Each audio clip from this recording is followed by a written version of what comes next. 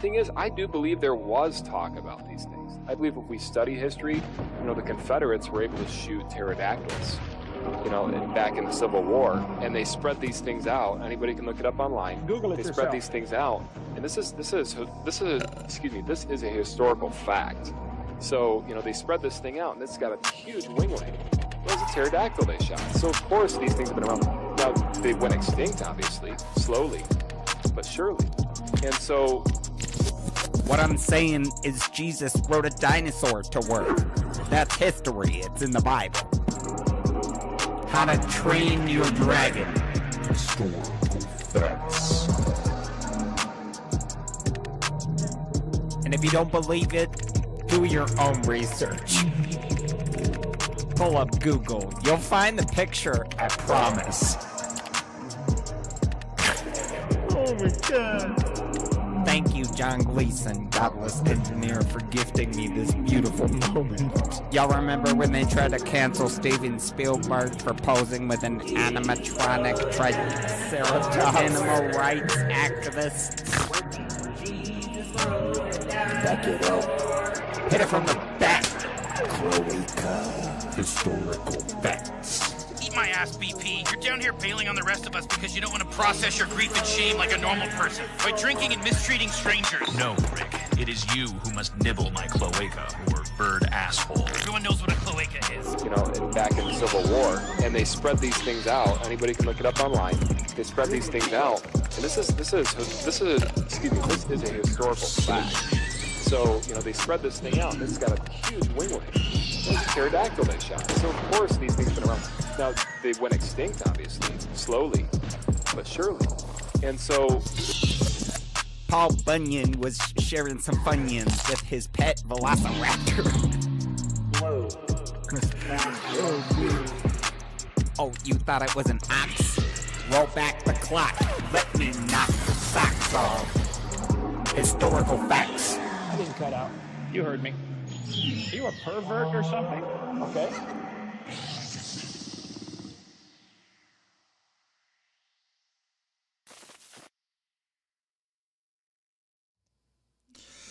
What? Huh? My Wokey shirt? I have a Wokey shirt. What's up, woke motherfuckers? How y'all doing? I'm the Godless Engineer, and typically I'm critically analyzing apologist claims to give you a good... I fucked myself up. I'm the Godless Engineer, and I critically analyze apologist claims to give you the best arguments and information so that you could stand up and use your voice. But tonight, we're taking a look at another atheist. So it's not, well, I guess you could say an apologist of some kind.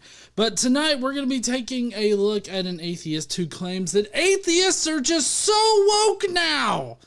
And apparently that wokeness is getting in the way of atheism in some kind of fashion. I'm not sure what that fashion is, but it's a fashion apparently that progressivism, liberalism, and social justice is getting in the way of the atheist goal, which I'm not sure what the atheist goal is other than not to be pestered by fucking religious people. But we're going to look into that tonight. So I got one video that the mafiosos have seen and they have commented on. And then there's a video that kind of leads up to it, kind of giving a little bit of context to what's being said in the video or the positions in the video. And we've also got a surprise response video that we're going to be doing tonight. So since it's kind of a triple header, a triple threat tonight, kind of, we're just going to be doing the videos tonight. So if you want to fuck around and find out how atheism is being stifled by wokeism, then please stay tuned.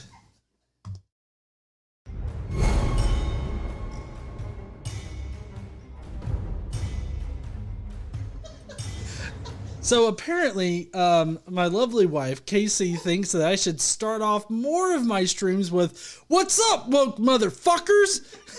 How y'all doing?" Apparently, that was the best way to start tonight's video.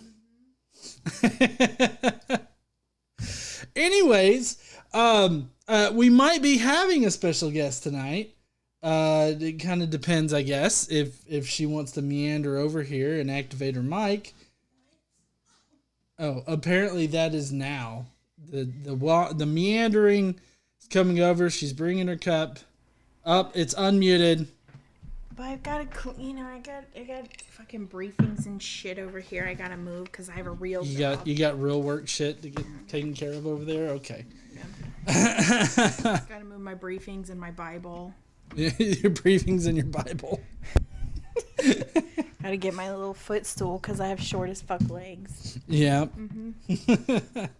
All right. Well, like I said, tonight we're going to be kind of just doing videos tonight. Kind of having another sugar issue. But Sunian says Bible briefs.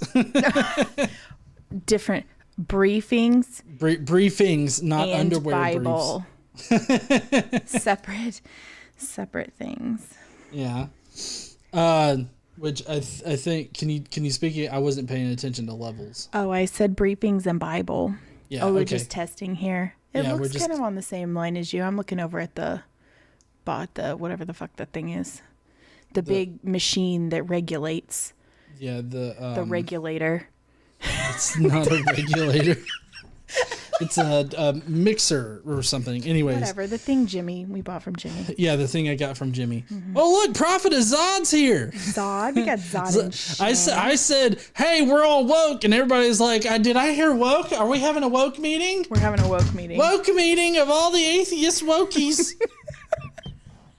All right. So, yeah, I didn't have time to get like comments together and everything like that. So we are kind of just doing a very simple kind of video stream tonight. So first up, we're going to be having a response video that somebody remixed or stitched together there on TikTok, a response to me from one of my shorts. One of my portrait videos. I call them portraits because my shorts are actually longer. They're like less than 10 minutes over there on the Godless Engineer Clips channel. If y'all want to go over there and check out clips of specific topics that aren't half an hour to, an hour long, then you can check them out over there. So that's just Godless Engineer Clips if you want to search it up. There may be a link down in the description. If you're new to the Godless Engineer stream on Friday nights, a portion of all the revenue that we make here on Godless Engineer goes to a charity of some kind. Last month, we committed to donating to the Trevor Project. This month, we're going to be donating to the the Transgender Law Center. Yeah. Is where we're going to be donating this month. And this is due to our fucking terminal case of wokeism. We're wokies here, so we're going to be donating to the wokest of charities this summer. So we're terminally ill with our wokeism. And so we're going to be donating there. If you want to help us donate more money, then you can consider sending a super chat. You can, like Elizabeth Richardson just did, and it'll pop up here in a second. You have been blessed by Christ. Now go forth and suck my dong.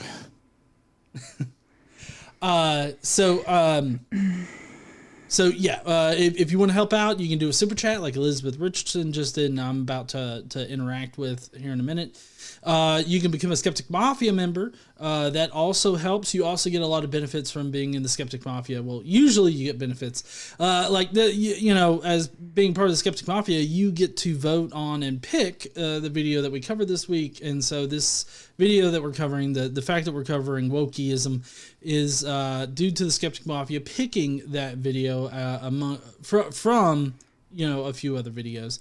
They didn't know about the other videos I selected, but I was just like, there's a little bit to cover in this, but not enough for a full stream. So I picked out a couple other videos to surprise y'all with. I do that on occasion. That's benefits you get from running the channel.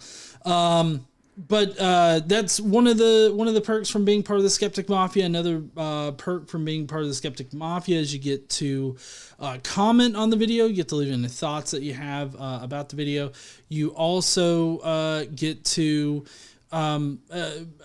listen to a specific podcast. Now, we haven't recorded a podcast here in a bit, but that's because I've been really busy with some other commitments that I have. But also, you know, you have been blessed by people Christ. like now go forth. Donate to interrupt Gleason. But in any case, also, you know, like the other week I had some dental stuff done, and so I was just totally fucking out that entire weekend. And so there's been a few things that have prevented us, but we are going to be getting back on that horse for a little bit. So if you want access to all that, you get Discord. We have a monthly hangout, which I need to schedule. Shit, I think this is the last weekend, isn't it, for July? Nope, next weekend. We'll probably do we'll do a hangout next weekend. Okay. So for any in the Skeptic Mafia, be looking out for more information about that next week.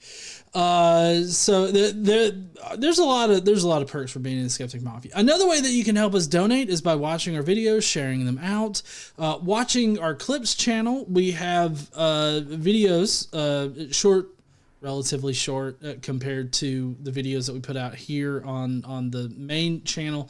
Very topic specific videos. So if you want to go and check out Godless Engineer clips, you can. That also helps with us donating to the wokest of causes. So all of that out of the way, are y'all ready to get to the actual video? What's up, heathens?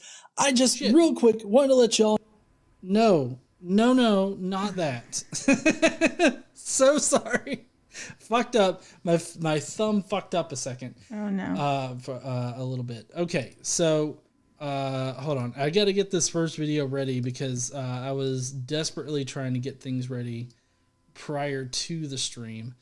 But you know, some shit got. You see, Mark. Not in the way, just preoccupied my attention. So I got that ready. And we're going to cut over to the response portion of it. Thank you guys for being here. And, donations. So sorry. Elizabeth Richardson said, are you like Calvin of Calvin and Hobbes and your shorts are long? Short pants touch my feet. Okay.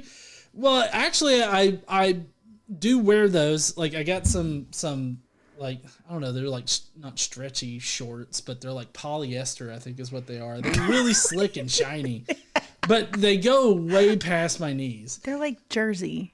They're it's jersey material. Yeah. Just like this. You know, notice how my shirt's like all shiny and fuck sleeves, right, guys? Fuck sleeves. But it's like this. It's shiny like this. Anyways. I feel like, was that to you or to me? Because I had mentioned short legs. So like short, like I call my shorts on YouTube the shorter videos. Oh. But YouTube Shorts is like TikTok videos. Oh. So I don't know. It's confusing. What's that have to do with pants? With Elizabeth's are your shorts? Because it says, "Are you like Calvin of Calvin and Hobbes, and your shorts are long?" My shorts aren't YouTube Shorts. YouTube Shorts are 1 minute long. But then she said, "Short pants touch my feet." Right. Because never mind. Okay. Is it one of those like pop culture things that I'm just not gonna? Well, no, she's comparing the length of my shorts videos to Calvin's shorts that reach all the way down, like pants, but they're called shorts. Okay. I buy capris and they're pants.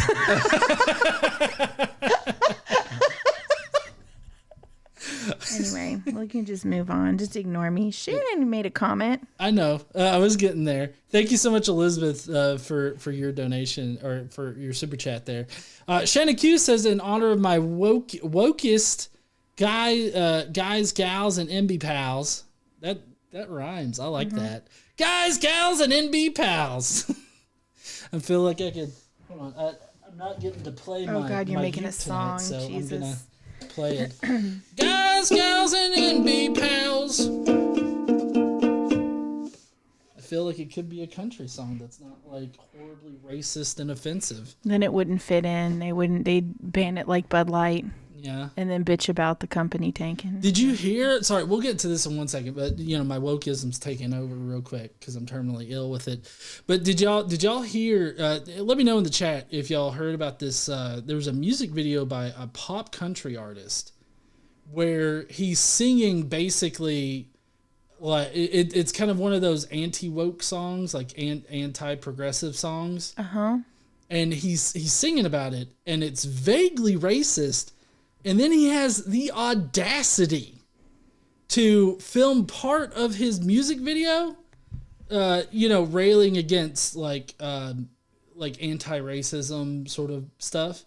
Okay. He films it in front of a building that was known for lynching black men. Oh no, that was the Jason Aldean song that he filmed near the hanging tree. Right. Yeah. Yeah, it's filmed near the hanging tree, which was known for lynching people. The caucasity. The caucasity. the caucasity of this motherfucker. Try this in a small town. I think that's what. It was like it's also the gun violence thing kind of deal. Like I don't know, it's really weird. It's a weird song, but whatever. So okay, sing for my birthday. Fix my opinion of ooks as well. All right, here we go, Jester. Be sure to clip this out, everybody. Oh God. Happy birthday to you. Happy birthday to you. Happy birthday to Jester and Tomato X Machina. Tomato X Machina? Oh, yeah, it does say that, doesn't it? Happy birthday to you. Sorry, I saw that in the middle of it, and I just had to add it in there. Thank you. Thanks for letting me get my uke out this week, guys. Anyways, so that reminded me of that. My wokeism took over. Also, it's just crazy to me, huh? Also, Radical Reviewer, happy birthday to you too. Sorry. Oh, so sorry. The Radical Reviewer came in after. Yeah. If I remember at the end of this, I'll sing you another one, but it's just a little too close to kill everybody's ears. It's absolutely unnecessary. But yeah, no, I just that really baffled me. Like, how can you seriously like write that song, sing it, and then also film in front of a building near the hanging tree where they hanged black people? John, Southern white people things. I don't know why this is so like weird to you. You're from Alabama. I know I'm from Alabama. I'm exposed to a lot of this shit, but like, so growing up in Alabama, like as a kid, like it was so interwoven, like the racism was so interwoven into just like the culture around here. Like it was just normalized. And so like as a kid, I didn't think anything of it because it was like parents and like adult family members and everything like that were saying these things. And, of course, I didn't repeat any of it because it made me uncomfortable, but it was like, this is normal behavior. So I kind of felt like the odd person out. Like I was always like my dad. My dad was very, progressive, liberal, Democrat. Not a racist. And for some reason, he thinks that I'm Republican. Why does he think that? I don't know, because like every time politics comes up, he's like, "Nah, I don't want to get into politics because we'll disagree." He follows us on Twitter. He follows us on Twitter threads. I forget every now and then he'll like something on Twitter, and I'll be like, "Oh fuck, I forgot he follows me here." Shit, what did I say recently? But I mean, we'd get on the phone, he's like, "Yeah, fuck Trump," and I'm like, "Yeah, I agree, fuck Trump." But in any case. It was just so normalized down here, and just now to hear it, like I'm just like, they're actually saying this out in the open. Like before, it was like between family members, like my uncle would say something like really racist, and I'm like, oh, that's just racist, Uncle Tim. Or they whisper it. Or they whisper it. Yeah. We don't have to go into it. Oh man. The whispering is what gets me because it's like, you shouldn't be saying it, but you're still saying it. Anyways, all right. So the first video tonight, to get into it, it's a response to one of my TikTok videos. A person had a lot of disagreements with my video, but it's disagreements over things I did not say. Okay. And so what I want to do is I'm going to play my short video, the TikTok vertical video, and then we're going to listen to the critique of it. Right. And so we're going to go over here right now. So I just got to change out some shit real quick, cause I got like a whole setup here for this. You know me, I'm a little bougie when it comes to how I present my material. It has to look pretty. Yeah, I mean that's how I roll. You haven't worn that heathen shirt in a long time. Well, I hate that you can't get him anymore. Yeah, well, I mean that's because I got a copyright takedown notice for him. I know. Like a copyright infringement kind of thing. Somebody trademarked heathen, and so like I can't sell the heathen shirt that looks like that, and I can't sell the What's Up Heathen shirt. Shannon says she has that shirt in a tank top. I think you did the tank top, the but flowy one, just for her. I did. Actions are not Yeah, judged. Shannon You're only complained judged about for not having like a believing in flowy me. tank top Thank thingy. you. And I was like, "Fuck, I'll add it now." And I think I actually had to like get in touch with the Teespring support. Be like, "Hey, I forgot to add this. Could you please unfuck my situation?" And Shannon says, "And I'm not sorry." Which is weird for a Canadian. They're always sorry. Yeah, there you go. You did a good one there, honey. Thank you. So Dragon Master says, GE, to answer your question about the music video, it's called No Social Awareness. Exactly. And they're also not afraid to just come out and be like, yep, I'm racist and I'm going to encode it into some poetry I'm going to make into a pop country song and then film it in front of a building near a tree where they used to hang black people. Sounds like a plan. I feel like he should have I mean, surely he has a publicist, and they could be like... The publicist was probably like, you know what? I'm signing off on it. Yeah, we're doing it. Because all the anti-Bud Light people will love this shit. This will get so much social media traction because they will hate your ass. I mean, I'm pretty sure CMT took it at... Like, they won't play it. Will they not? I'm pretty sure. Well, what's that? Try this in a small town? See, won't fucking think. Let's see. Yeah, Elizabeth Richardson said, yeah, CMT removed it. Shannon, yeah, everybody. Oh, CMT's gone woke. CMT's so woke. Let's see. Jason Aldean's Try That in a Small Town Controversy Explained. This is an NPR piece. Country music will no longer air the music video Try That in a Small Town by Jason Aldean after critics of the video said it contained lyrics that glorified gun violence and conveyed traditionally racist ideas. Imagine that. Interesting. That's cool. That's a Today I Learned. Today I learned! Still got a Today I Learned in here. Okay, so let's hit up these videos now. Because I'm keeping an eye on my sugar and it's still freaking out a little bit. Is it? Huh? You have your... Yeah, I got my meter up. Your little can. I got my can too. Okay. I got a can of regular. This is the Coca-Cola Move for Move Your Ass Sugar. So I got that. If you see me popping that, it's not because I'm addicted to sugary drinks. All right, so let's first watch my original video. So this, just so that y'all can understand, like the context of what's being said here, and then you can compare it to see if what the person is arguing against is actually what I said. And maybe you can give me some insight, because maybe I just worded it poorly or something. Okay, sometimes you do that. Sometimes I do that. Mm-hmm. I can admit that. All right, let's see what the original thing is. You see, Mark definitely read Paul in order to inform his gospel, and he also got the basic skeletal structure for Jesus' story from the life of Jesus ben Ananias, who was recorded by Josephus. Then Matthew read Mark and made some additions and redactions and extrapolations on different things to make his gospel different. Luke comes along and he does the exact same thing with both Matthew and Mark. And then John did the same thing with those 3 other guys. These were written 10 or more years apart from one another and at least 40 years after Jesus supposedly died. This is synonymous with one guy hallucinating an event. And then completely different people unrelated to the entire situation come in, hear this guy's hallucination story, and then make changes and redactions, and they copy off of each other's papers, and they come away with similar but different accounts. Do you understand why I don't consider this argument to be good at all? One guy. Okay.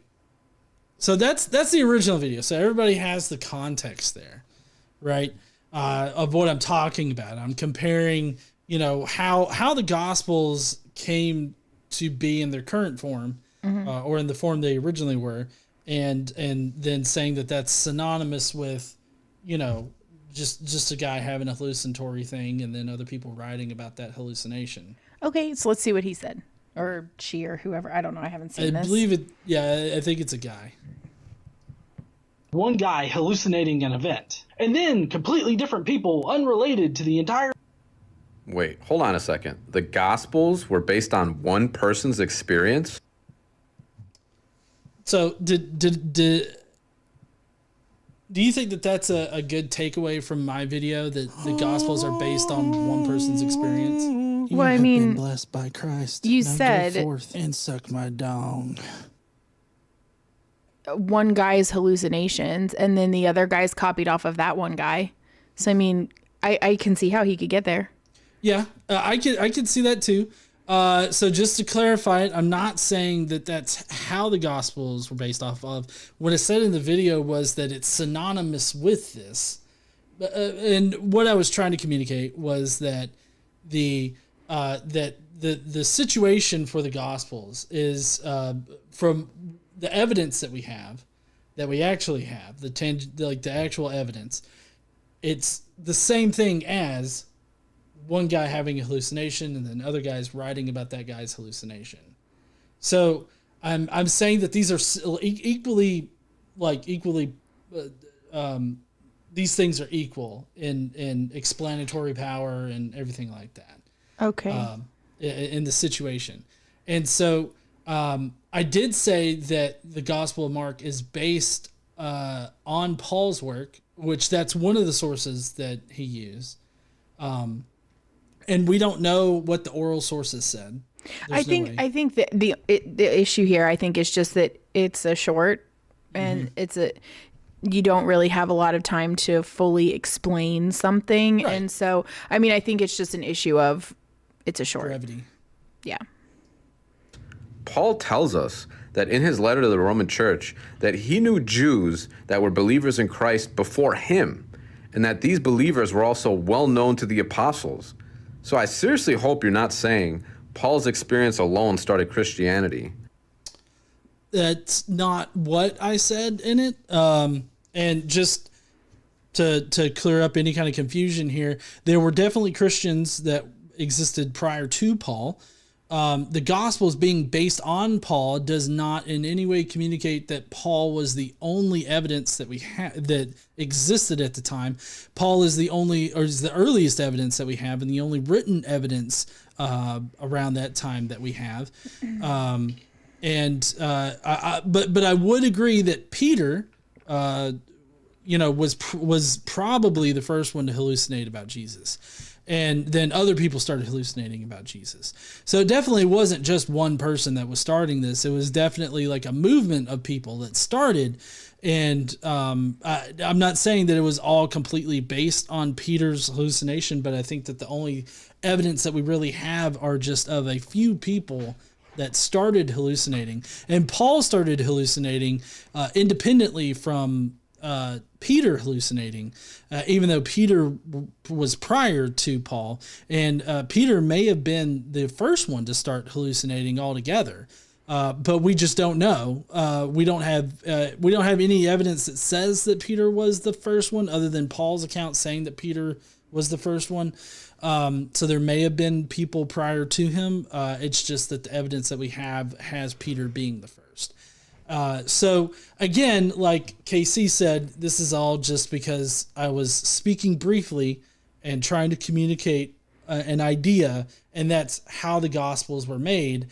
And how the Gospels were made was that, what we have evidence for is one person definitely hallucinated, and then there's claims that other people were also hallucinating, and all of this was used to generate the Gospels. But the only thing that we actually have evidence for, as far as written evidence, textual evidence that we have, is Paul hallucinating. And Paul's hallucinations helped generate the Gospels, and that's what that was supposed to communicate. Or that the Gospels are built on Paul's experience alone. See, I never said that it was Paul's experience alone in it. Like, I said that Paul had these hallucinations and that Paul's hallucinations factored into the Gospels. I think I think it's the issue of, you said one guy hallucinating. And so I think that's what he's hung up on, is just the way that is phrased. I think he's just stuck on that. Right. And I think that the one guy who hallucinated that, stuff started stemming from was probably Peter. It was the first guy. At least that's what Paul tells us. Okay, I'm just saying that's probably what he's hung up on. Right. I mean, I don't think anything else really matters. It's just, like you said, an issue of brevity. He's hung up on a single phrase, and that's it. So, which is it's a short section from a whole minute video. Like, it was like a 3-second section from a whole minute video.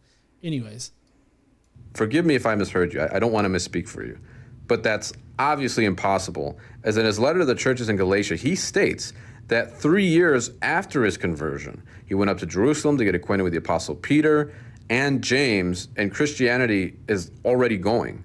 And Paul, just like Josephus, calls James the brother of Jesus, so you can throw mythicism out the window.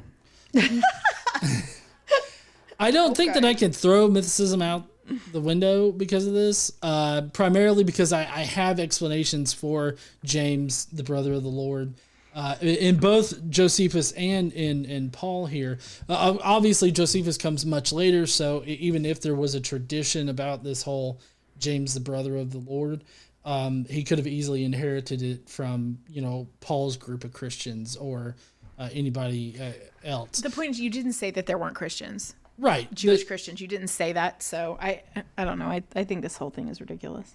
It is a bit ridiculous. So obviously Paul, anybody that knows the story of Paul knows that he was already persecuting Christians. So Christians already existed. Obviously Paul is not the start of it. But yeah. And also I want to make a point that in the brevity of my 1 minute video, when I said it's synonymous with this, meaning that, I was just sort of boiling down the construction of Christian theology and the Gospels into this very easily understood sort of, this is what led up to this and Clearly that. not easily understood. Obviously not. Right. And atheists typically date Paul's visit around 37 AD. So how are the Gospels built on just Paul's experience, when 14 years later, he's back in Jerusalem with the Apostle Peter, James, the brother of Jesus, and the Apostle John too? I want to make this clarification. In Galatians 2, the James there is not identified as the brother of the Lord. He's automatically assuming that it's the brother of the Lord, but obviously this James is different from the James that appeared in the previous chapter. This James right here is the pillar who was an apostle, and in the previous chapter, Paul makes the distinction that the James there was specifically not an apostle. So obviously they're two different Jameses, and the James that is the pillar is also the brother of the other pillar, John. So unless John is also a brother of the Lord, there's no way that James can be a brother of the Lord and the brother of this John. John was obviously not ever identified as a brother of the Lord. So, I mean, he's just kind of mistaken about the James that appears here. But yes, Paul does go up 14 years after his initial conversion, and it's only then that he confirms his gospel with the other leaders of the church. That's what it says in Galatians 2, at least. who he calls as having the reputation as pillars, meaning they had the reputation of being the ones who started the belief in the resurrection. This is the... I mean, I don't think that pillars necessarily mean that they started the belief. They may have, but we don't have that information in the evidence. They just were known as pillars. It could have been like a completely different set of Jewish Christians that initially started the sect. Peter also had hallucinations, and we only know about Peter's hallucinations because Paul wrote about them. The only way that we know about Peter, John, and James is because Paul wrote about him. If Paul knew other, people that had stuff, we would know nothing about Peter, John, and James. So it's all because of Paul. See, it all stems back to Paul because Paul is the only textual evidence that we have. Apostles of Jesus in the 50s preaching from Jerusalem. And what did the apostles believe, according to Paul writing to the church in Corinth, less than 5 years from this? That Christ died for our sins according to the scriptures, and that he was buried, and that he was raised on the third day according to the scriptures, and that he appeared to Cephas, which is Peter, then to the 12. After that, he appeared to more than 500 brothers and sisters at one time, most of whom remain until now, but some have fallen asleep. Then he appeared to James, the brother of Jesus, then to all the apostles.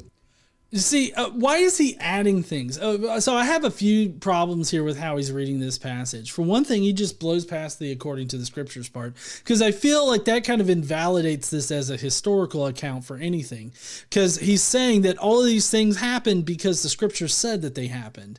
He was creating peshers. He was using pesher logic in order to reveal hidden information from the Old Testament. That's what Paul says that he was doing. And this part right here is Paul doing that. He's telling us that he's getting this information from the scriptures. That's what he's telling us here. And of course, the rest of it is just an appearance, like appearance to Cephas. Okay, that's Peter. Fine, he was the first one. The 12, who the fuck are the 12? Is Cephas not part of the 12? I feel like it's poorly worded if Cephas is part of the 12. Who replaced Judas at this point, if the Gospels are correct in their historical narratives, they're narratives, they're not historical, but who replaced Judas? Who was the 12th guy there? We don't know. So it's kind of a vague reference to the 12 if they're talking about disciples. Of course, Paul never uses the word disciples. And then at the very end, he adds the whole James, the brother of the Lord part. Sorry, did you have something to say? I did say something and you just bowled right over. I'm so sorry. You said who replaced him as the 12th. I said Ringo. Ringo? Ringo was the 12th disciple. That's right. You got John, Paul, George, and Ringo. Ringo. Anyways, and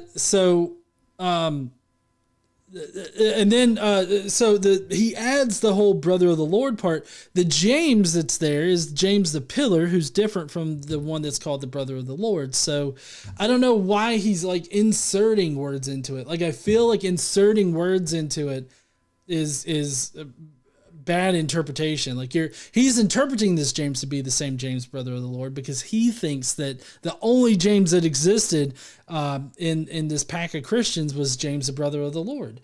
And we just don't have evidence of that. James was a very common name. Well, whatever the Greek version of James was at the time.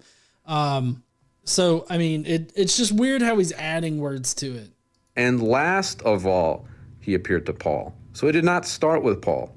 Now, we also know that this is a belief in a resurrected literal body and not in some paranormal way, because Jesus is called the first fruits of the resurrection in verse 23, which is in reference to the future bodily resurrection mentioned in Isaiah 26:19. I like how he literally points out that this belief stems from the scriptures. And I feel like if you already have something in the scriptures that you're interpreting as information about this Messiah, then it's equally plausible that they could have just made this fucking up, right? Like, he could have just, like, whoever was writing this shit, like Paul, for instance, he could have he could have interpreted the scriptures to mean that Jesus bodily resurrected. So to Paul, that means that he bodily resurrected. because this is information coming directly from God, right? And God can't lie, apparently, according to these early Christians. So, I mean, I think that it's equally plausible that it didn't actually happen in history, that it could have been interpreted to happen because the scriptures say that it did happen.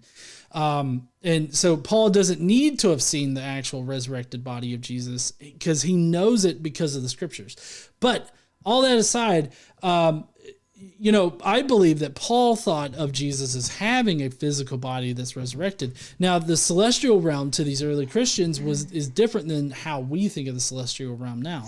The celestial realm that we think of as now is more spiritual in nature, like it's ghosties and shit, right?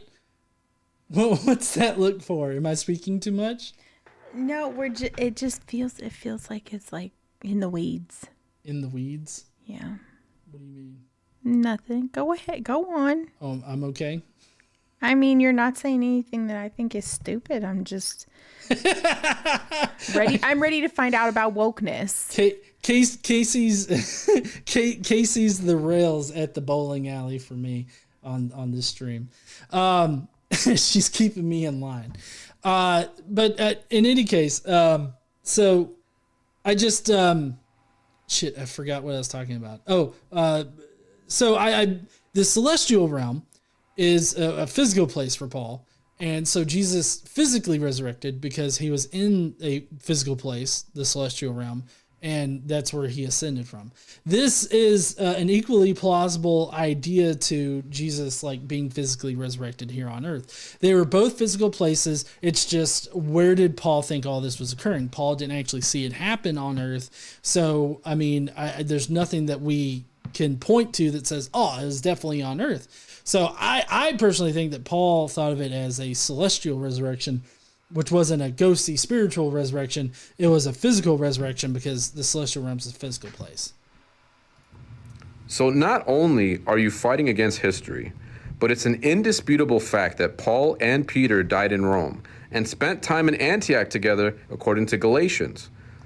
Actually, it's kind of disputed as to where Paul died. There's not any kind of solid, like, actual evidence about where Paul died. It's actually, I think there's two different places that Paul could have died. Rome is one of them, and there's another place that Paul could have died at, but there's no solid evidence for where they actually died. Also, Jesus was buried in Japan. Jesus was buried in Japan? Yeah. He needs to check his fucking facts, that's for sure. So when Clement of Rome and Ignatius of Antioch state that they received the same gospel message from the apostles, it's a perfect line of trustworthy communication. Well, I mean, there's no way that they knew like the apostles, because they were living in the 2nd century, and so I mean they didn't know the apostles, and I can't think if Ignatius of Antioch actually says that he knew any of the apostles. There have been some insinuations that some of them like studied under the Apostle John, but there's no like the original person that said that. Or the original person that thought to have studied under the Apostle John never actually claimed to be under the Apostle John. So I'm not sure about Ignatius or Clement of Rome. I'm not sure about either of those. Like, that seems like you would need to provide evidence that they actually said this, like with some kind of citation, because I don't think that there's any reliable evidence that says that they actually learned from them. But also, this is to assume that the apostles knew a historical Jesus or knew a historical resurrection, and I know that there's no evidence of any of that. So, regardless of whether or not they knew apostles, the apostles were not regurgitating like historical facts. Irenaeus, who only has one generation in between him and the apostles, said, even as the gospel and all the elders testify, those who were conversion in Asia with John, the disciple of the Lord, affirming that John conveyed to them that information, and he remained among them up to the times of Trajan. Some of them, moreover, saw not only John, but the other apostles also, and heard the very same account from them. So the problem with using Irenaeus here, or like this comes from the later half of the 2nd century, like closer to the to the 3rd century.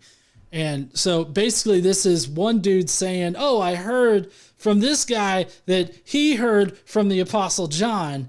And when we look at the evidence from the guy that he's claiming about, we don't actually have evidence of him saying, I studied under the Apostle John. So this is one guy saying, I heard from my bro about this thing, but the bro's like, what the fuck? No, I didn't. Or at least as far as the evidence goes. So this is like third-hand information that's probably invented. And bear testimony as to the validity of the statement. Who then should we rather believe? Whether such men as these, or godless engineer who never saw the apostles and who never Our godless engineer who wasn't even there to verify it. You weren't even there, John. You weren't fucking there. Wait, he had something. And heard the very same account from them, and bear testimony as to the validity of the statement. Who then should we rather believe? Whether such men as these, or godless engineer, not being serious. Don't worry. Oh, I'm so glad that you're not being serious about trusting me. I've never said trust me, bro. Like I've never said that about this. I'm saying, check the scholarship, go and look at the scholars. I've got plenty of videos on my channel where I actually list the scholarship and everything. I'm not expecting y'all to go and find them or anything like that. But I'm just saying, like do the legwork on the scholarship, look at it, and you'll find that, Irenaeus being near the 3rd century, saying that his bro, it told him that he stuttered under John, when his bro doesn't even say anything about that, that's not a good way to do history. Godless engineer who never saw the apostles and who never even in his dreams attained the slightest trace of an apostle. Wait. You're not an apostle. Did you know? I'm learning that this week. Wait a second. Why is he saying, like, he's acting like, right here at the end, he's acting like he's quoting Irenaeus. And Irenaeus was talking about godless engineer. Like, Irenaeus was like, who should you believe? Me or some future fuck named godless engineer? I didn't know that I made such a fucking a splash in history that it reached all the way back to fucking Irenaeus.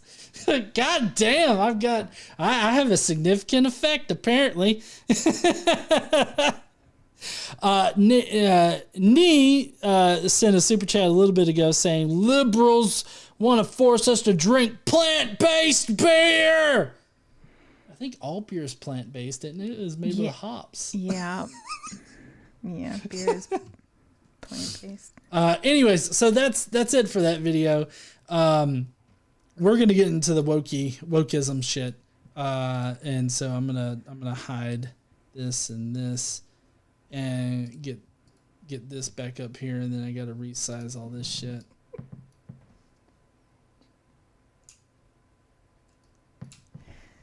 All right. Robbo said godless and generis. Like godless and generis. Generis. That's funny. I like that. Yeah. All right. So we're moving on to our wokey portion of the show tonight. So basically, I know Shannon wanted this guy to define wokeism or what it means to be woke, but there's not going to be any kind of real definition for it. What? He doesn't define it? No, it's just one of those buzzwords that they use.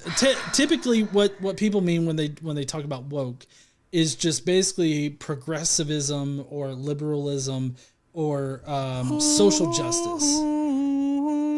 You have been blessed by Christ. Now go forth and suck my dong. Jester says, and all that commotion was less than 100,000 subs. With less than 100,000 subs. I know!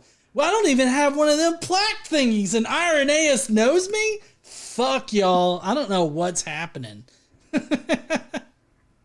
Okay, so woke is pretty much just a buzzword that's meant to mean social justice or progressivism or liberalism, any of those kind of words. Woke is just seen as those topics, from what it seems to me. Shannon she asked on Twitter for people to define woke. So I've been kind of following up with that. Some person just posted a screenshot of Disney's, they're doing the live action of Snow White and the Seven Dwarfs. Oh, they are? Uh-huh. That's cool. Who's Snow White? A Latina girl. Yeah, that's a whole thing too. Is it? Oh yeah, people are pissed because she's not white. I mean, she's a brown person. But she's still a fucking person. It doesn't matter. She's not Snow White. The whole purpose of Snow White is her skin is white. Apparently. But anyway, I can't remember who the actress is. But anyway, the dwarves are diverse, and they're not all male either. And they're not like what. Also, I don't think they vary in height. Anyway, so the person put a screenshot of the new dwarves and said, "This is woke." So apparently, Disney's diversified dwarves is what wokeism is. Thank you. I mean, Roger Roca for your stupid ass definition. Woke is. What woke is allowing anybody to play a role regardless of their skin color. Rachel Ziegler, whatever. She's Snow White.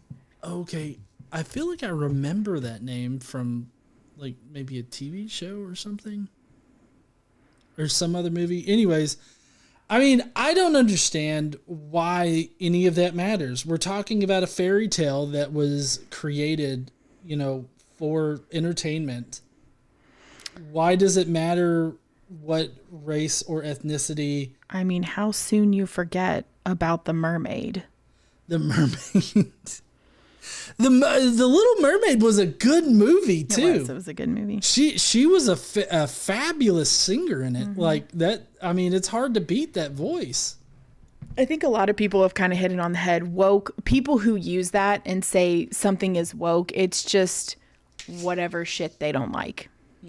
That's what woke is to whatever shit they don't like. Well, and typically, what the shit that they don't like are progressive things, like normalizing different ethnicities or people of color, like normalizing those things. Like I don't understand normalizing, LGBTQ people, stuff like that. Like that's woke, right? Yeah, you press 1 for Spanish. That's or press 1 for English, 2 whatever. That's woke. I cannot tell you how many people I've heard in my lifetime complain about having to press 1 for English when they call customer service. I remember as a Christian, you saying that. I remember as a Christian, I was at this non-denominational church, which it was kind of for North Alabama, it was rather progressive, and the youth pastor there was rather progressive as far as like, I guess, Southern Christians go.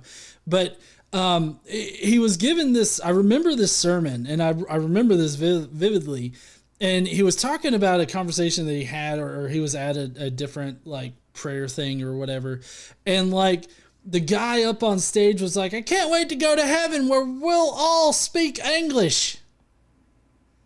And like the youth pastor pointed me out in the congregation because I was kind of sitting, I guess, near the front.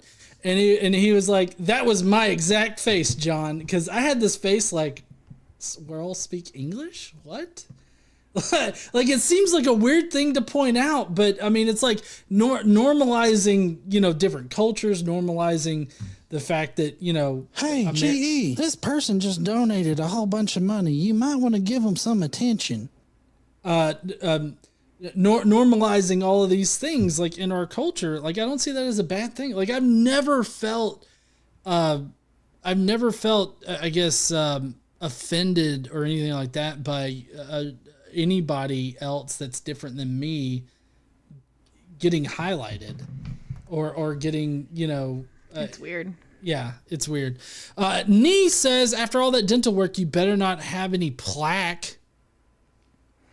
It was random. I feel like that's a little judgmental. Get that fucking plaque out of here, GE. God. Okay, anyways, so woke. I did ask ChatGPT, which is the best source for information, what woke means. And so ChatGPT said woke generally refers to being aware, alert, or conscious of social and political issues, especially those related to systemic injustices, inequality, and discrimination. People who identify as woke often show a heightened awareness of issues such as racism, sexism, LGBTQ plus rights, environmental concerns, and other social justice causes. Being woke implies being sensitive to and actively engaged in addressing these problems and advocating for change. I don't see how any of that is bad. Like, I get that they're using woke as a pejorative, which is actually kind of a they've taken it over because it originated sort of in the whole realm of racial injustice. Like, being woke was being alerted to the racial injustice in our like systematic racial injustice, and so like they've co-opted it into this like pejorative now to where being woke is bad. Woke the woke pejorative has kind of replaced SJW. Right. It's transferred from SJW to woke. And so basically that's what they're talking about tonight. Now, this first video that we're going to be looking at is going to give a little bit of context. Like, what does this guy mean when he talks about like wokeness interfering with the quote unquote atheist agenda or something like that, which I totally reject this whole idea of an atheist agenda. Does he define the atheist agenda? Does he have a whiteboard? I wish he had a whiteboard where he could define the atheist. He doesn't have a like whiteboard. He does bring up a screenshot because he's using StreamYard to record his videos. We have like some of the shittiest presidents of atheist organizations. Like, it's exhausting. Saying here that the Okay. If anybody doesn't know this guy, Tom Sheedy, are you going to tell him who he is? I can. Okay. So this is Thomas Sheedy from the. I'm going to have a tough time not saying Thomas Sheedy. But Sheedy from Atheists for Liberty. And if you don't know who Atheists for Liberty is, they've got an all-star cast on their board, such as David Silverman, a real shit poster. You've got James Lindsay is on there too. You've got what's his fuck face? My bestie. Michael Sherlock. Fucking hate that guy. Gadsad, he's on there. He's just got. It's a regular who's who of fucking asshats. Yeah, it's definitely all of the shitheads that you see that rail against progressivism and social justice in general. And so this is Thomas Sheedy. Now, he has an interesting past with the FFRF that he's criticizing here. And in 2015, he actually got a one of those what's the college thing that you get? Scholarship. He got a scholarship from the FFRF for being an atheist activist.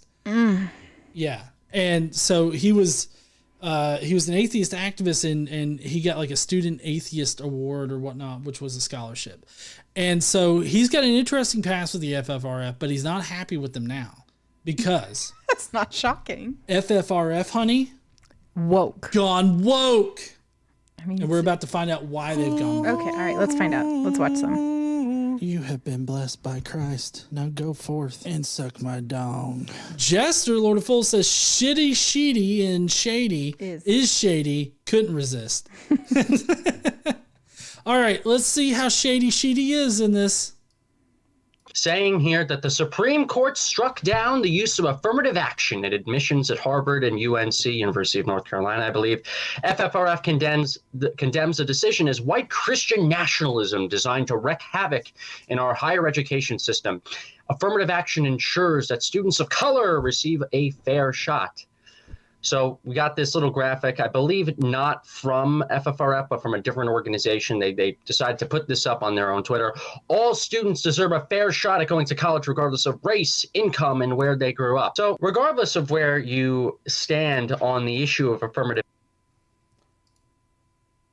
We got a super chat. A small portion of this donation went to beer. Nee says, you take the blue pill, your story ends. You wake up in your bed and be as bigoted as you want to be. You take the red pill and stay in Wonderland, and I show you how to treat people with dignity. I don't know if that's how that works. that is a little backwards, but it's an interesting twist on it there. So his example of wokeness infecting the atheist movement is the FFRF condemning the rescinding of affirmative action and college admissions and colleges admissions and everything like that. And of course he's going into his whole spiel of like, I don't care where you stand on affirmative action, but the Atheists for Liberty is definitely against such progressive measures to sort of level the playing field in college admissions. Well, so, the thing that gets me is that people have a problem with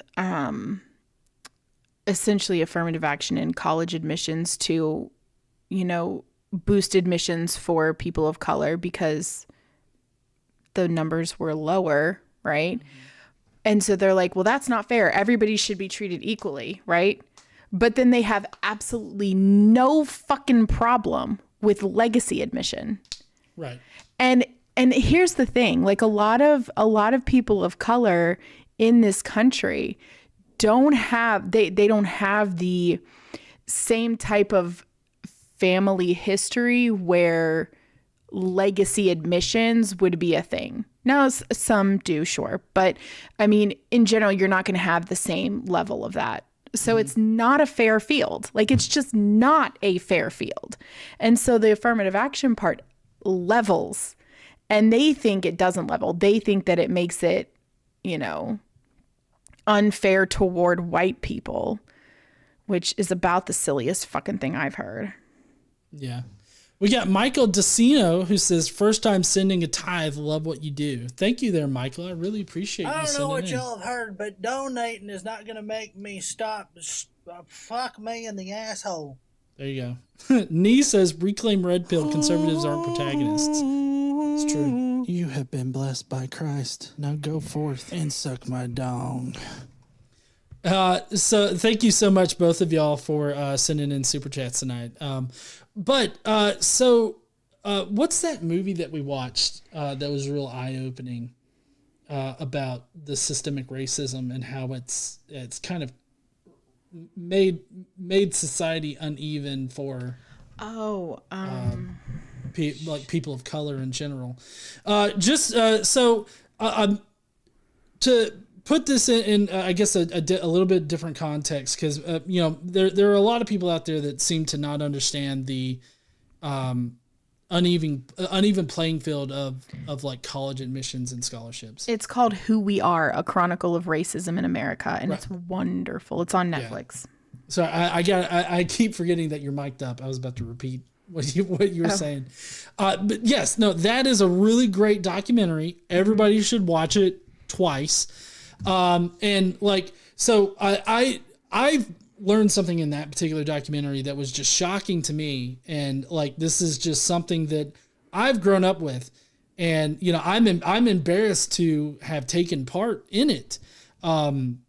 In like my teenage years and everything, because, I used to be a lifeguard. I know people were probably like, fat lifeguard, who does that? I was a lifeguard for, several years.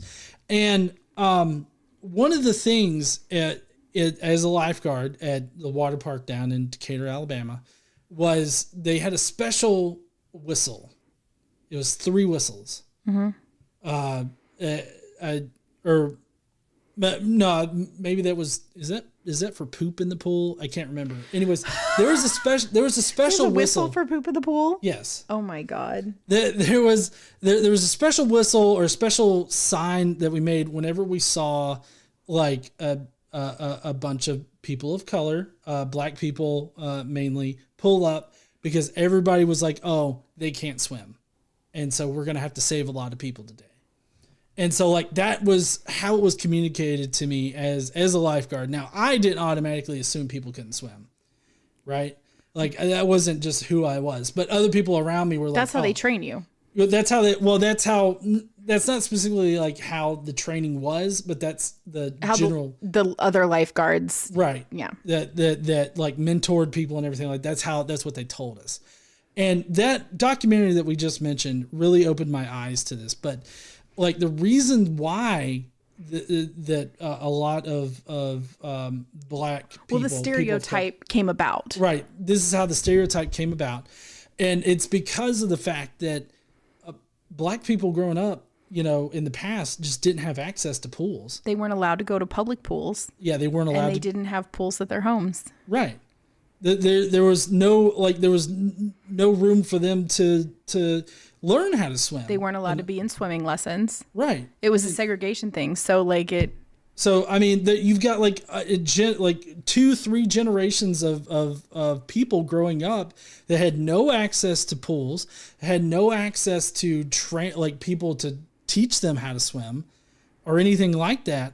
And so it's like it became this normalized thing, and like, and down here in the South, like it was taught to me, and like I didn't even know that was like a systemically racist thing. So I tell you this. Very embarrassing part of my own personal history to put it in the context of colleges and scholarships and everything like that, because like the affirmative action and all of the programs meant to level the playing field is because white people generally have better schools. White neighborhoods generally have more funding for their schools. They have access to better teachers and all this other stuff. And the traditional, black neighborhoods or neighborhoods with diverse ethnicities and all groups and everything like that, they didn't. And so the affirmative action and the whole idea behind that is to level that playing field and allow some of these people from these areas to be able to get scholarships when they wouldn't necessarily been able to before, because white people pretty much dominated it. And so it's one of those things that a lot of people don't think of as privilege. Right. Like, no, I think most people wouldn't think of knowing how to swim as privilege. Right. And I mean, and somebody even said in the chat, I'm so sorry, I don't remember who said it, that black people were also banned from public beaches. So it's not just pools, it's also like public areas where people congregated to swim and to have water activities and whatever. In the summer, they would be banned from those places. So that's not something I mean, me too, I never would have thought of that as something that was a privilege. It's just swimming, right? Right. But it's one of those things we don't think of. So, I mean, I guess that's woke. Like to have an understanding of that. Mm-hmm. Anyway. Yeah. So all of that just to say that I think that the FFRF was right on the money with their post and everything like that. But of course, Thomas Sheedy is going to be having a problem. Action, the model, I guess you could say, of many of these other atheist organizations that have existed for a long time, they always had a bent politically in terms of its membership going one way. But there was this neutral kind of environment where if you're supporting FFRF, the Freedom from Religion Foundation, a church-state separation organization, they're going to do church-state separation work. And every now and then they've dabbled into a few other political issues here and there, but usually they related directly to religion. They related directly to protecting church-state separation or the civil rights of atheists nationwide. Affirmative action, there's really no religious connection much to affirmative action and to that issue in and of itself, and getting into racial issues, getting into those issues of equity on college campuses, that has nothing to do with the church-state separation fight whatsoever. I mean, that is true. That is, I mean, that's a fair argument. That is true. That doesn't have anything to do with the separation of church and state. Well, it doesn't have anything to do with separation of church and state, but it does have something to do with white Christian nationalism, which is what the FFRF post talked about. Well, I mean, that's fair too. I mean, I'm not saying that they're wrong for veering that way. Like they're wrong for, talking about something aside or something tangential. But, I mean, if you're just going to say that college admissions, rates of college admissions for based, I don't want to say based on skin color, but you know what I'm saying? Like that affirmative action really isn't about church-state separation. That statement is true. Well, yeah, but again, this is FFRF just putting out a statement that they condemn the repeal of affirmative action. It's not like they're working on an affirmative action case or anything like that. True, and I think it's a fair point that the FFRF spends a lot of time fighting Christian nationalism. And that Christian nationalism and white nationalism, it's pretty much synonymous. So, I mean, I think it's fair that would intersect. Right. Well, and I feel like what FFRF recognizes is that white Christian nationalism fuels the separation of church and state issue. Mm-hmm. And I think that any course of action they could take that would fight white Christian nationalism ultimately helps their cause. You have been blessed by Christ. Now go forth and suck my dong. But and so I mean, Sheedy is complaining about FFRF like having official positions on a bunch of progressive topics when like their mission has never changed. It's to fight, for the rights of atheists and the separation of church and state, which they can still do and support many progressive actions. But he's complaining about it as if FFRF has like lost sight of their mission. I feel like this is anything that fights against white Christian nationalism is still keeping on mission as far as like focusing on the rights of atheists and the separation of church and state, in my opinion. We got Nee, who sent another super chat saying it's not white guilt, it's overdue accountability. Now, for some of you, this is old news. Seeing other atheist think tanks go in a kind of woke direction away from its original mission and purpose. It's in fact the reason why Atheists for Liberty exists. We are the old atheists from those many years ago, the majority of atheists who want to support atheist activism and not critical social justice activism. Well, I mean, so like the atheist demographic went through a really weird time there in the early 2010s, and the big thing to do there was to be very anti SJW, and I mean I even found myself sucked into that for a little bit, because what was happening was these diehard anti SJW people were like highlighting, I guess, things that people would think are ridiculous. And it turns out that, them highlighting these ridiculous things were really just them being ridiculous themselves, I feel. Well, I mean, also too, you have to consider that there are people in any kind of movement, there are people who make it look bad, right? There are people who make any kind of movement look bad. Some, not all the people, but some people. There are just some characters, some activists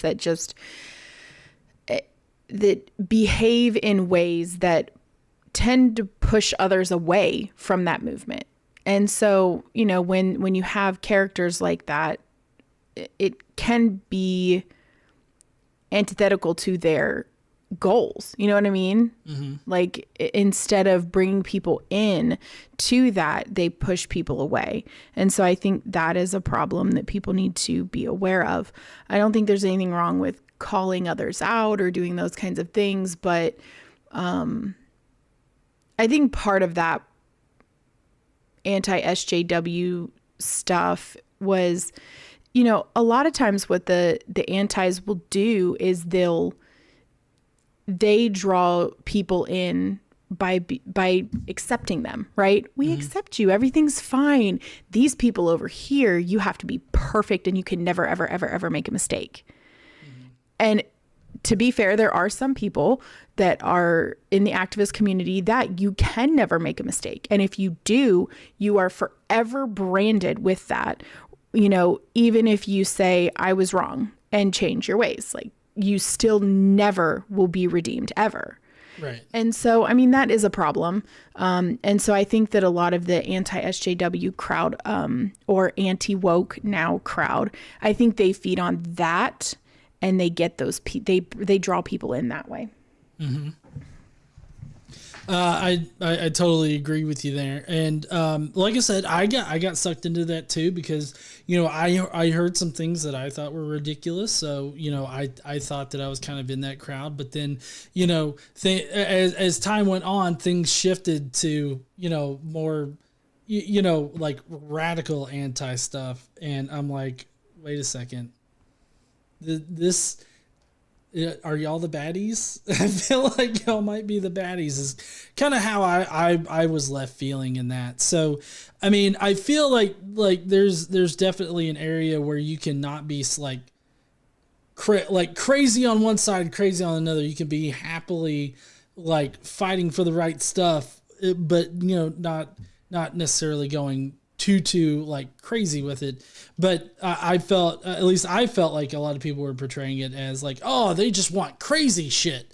And, you know, so apparently Atheists for Liberty is early 2010 atheism is basically what he wants it to be, which is like cringy as hell, cringy, like sexist kind of shit, it seemed, because I mean they got David Silverman as like the head of their board and shit. And it's weird that he acts like politics don't play a role in anything, but then they go to all the CPAC events and everything else. Yeah. So it's like, I mean, I don't know. I feel like you're just being a contrarian.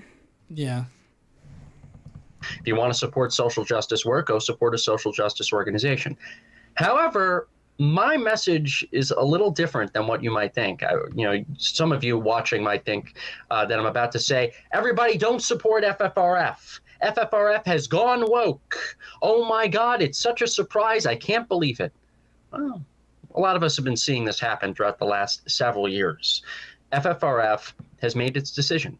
They are gone in the critical social justice direction, just like nearly every other atheist project in this country, with the exception of Atheists for Liberty and some other smaller projects that are developing. I mean, I don't see that. Like I've always seen places like FFRF, Americans United, places like that is always fighting for social justice. It's just, you know, they are focused on one particular aspect of social justice, but it's always been social justice, like seeking to normalize atheism and atheists, like having atheists with, you know, equal representation and equal consideration under the law. That's a social justice effort. Like, I feel like all of this, like he's complaining that, oh, FFRF has official opinions about other areas of social justice, not just only in their lane. And I feel like it's fine for them to have money. I can actually just make wine. I feel like it's perfectly fine for like social justice organizations to have opinions about other areas of social justice. He's trying to make this distinction in there that like seeking for you know, equal treatment for atheists and the rights of atheists is not a social justice thing, but it is. Nee says Steve Shive's Star Trek content redemption arc. I have heard he has excellent Star Trek content. Oh, does he? Aside from his not so excellent other content. Yeah. I don't know. I haven't seen Steve Shives in a while. I mean, I haven't either, but I'm pretty sure he's blocked me on everything. Yeah. I think he's blocked me too. He doesn't like me. It's not a surprise, and we shouldn't be shocked at all. And here's what I want to say about this matter. If you are a social justice activist within FFRF and you don't want non-woke atheists in your ranks, that is fine. That's fine. If we're all together trying to protect church-state separation and normalize atheism in this country, then okay. If you're a non-woke atheist and you don't want to support FFRF anymore because of their woke bent or the social justice, non-atheistic direction that they're going in when it comes to their branding, that's okay.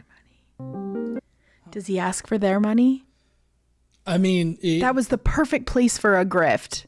Yeah, well, I cut it off before he could grift. He goes on to be like, join Atheists. Okay. Atheists for Liberty. I was going to say that I hear it coming. I hear it coming. If you don't want to support that because you don't like wokeism, have I got an organization for you? Yeah. I mean, that's where he was going with it. But I like how he tries to act like he's all open about it. Like, it's fine if FRF doesn't want non-woke atheists in their organization. It's like, what does that mean to be non-woke? Like, I would hope that they would want people in the organization that have a sensible understanding of social justice. One would think. Considering that it's an organization that fights for social justice. Yeah. But he thinks they should stay in the lane of specifically church-state separation, and if they step out of that lane, then they're out of bounds. That's not the case, but that's what he thinks. Right. Well, as far as like the work that FFRF does, they stay in the area of fighting for atheist rights and the separation of church and state and fighting against Christian nationalism. They just also see other areas where Christian nationalism has an effect, and any kind of blow that they can deal to Christian nationalism is only going to help them.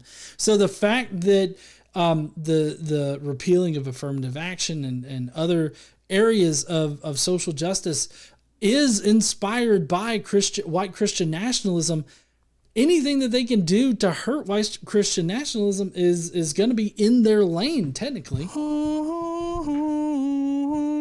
You have been blessed by Christ. Now go forth and suck my dong. Nee says only the wokest, free-range, organic atheists here. Organic, wokey as shit, y'all. So that was the lead up, kind of where Atheist Shitty is at, right? He's Thomas Sheedy is at. That's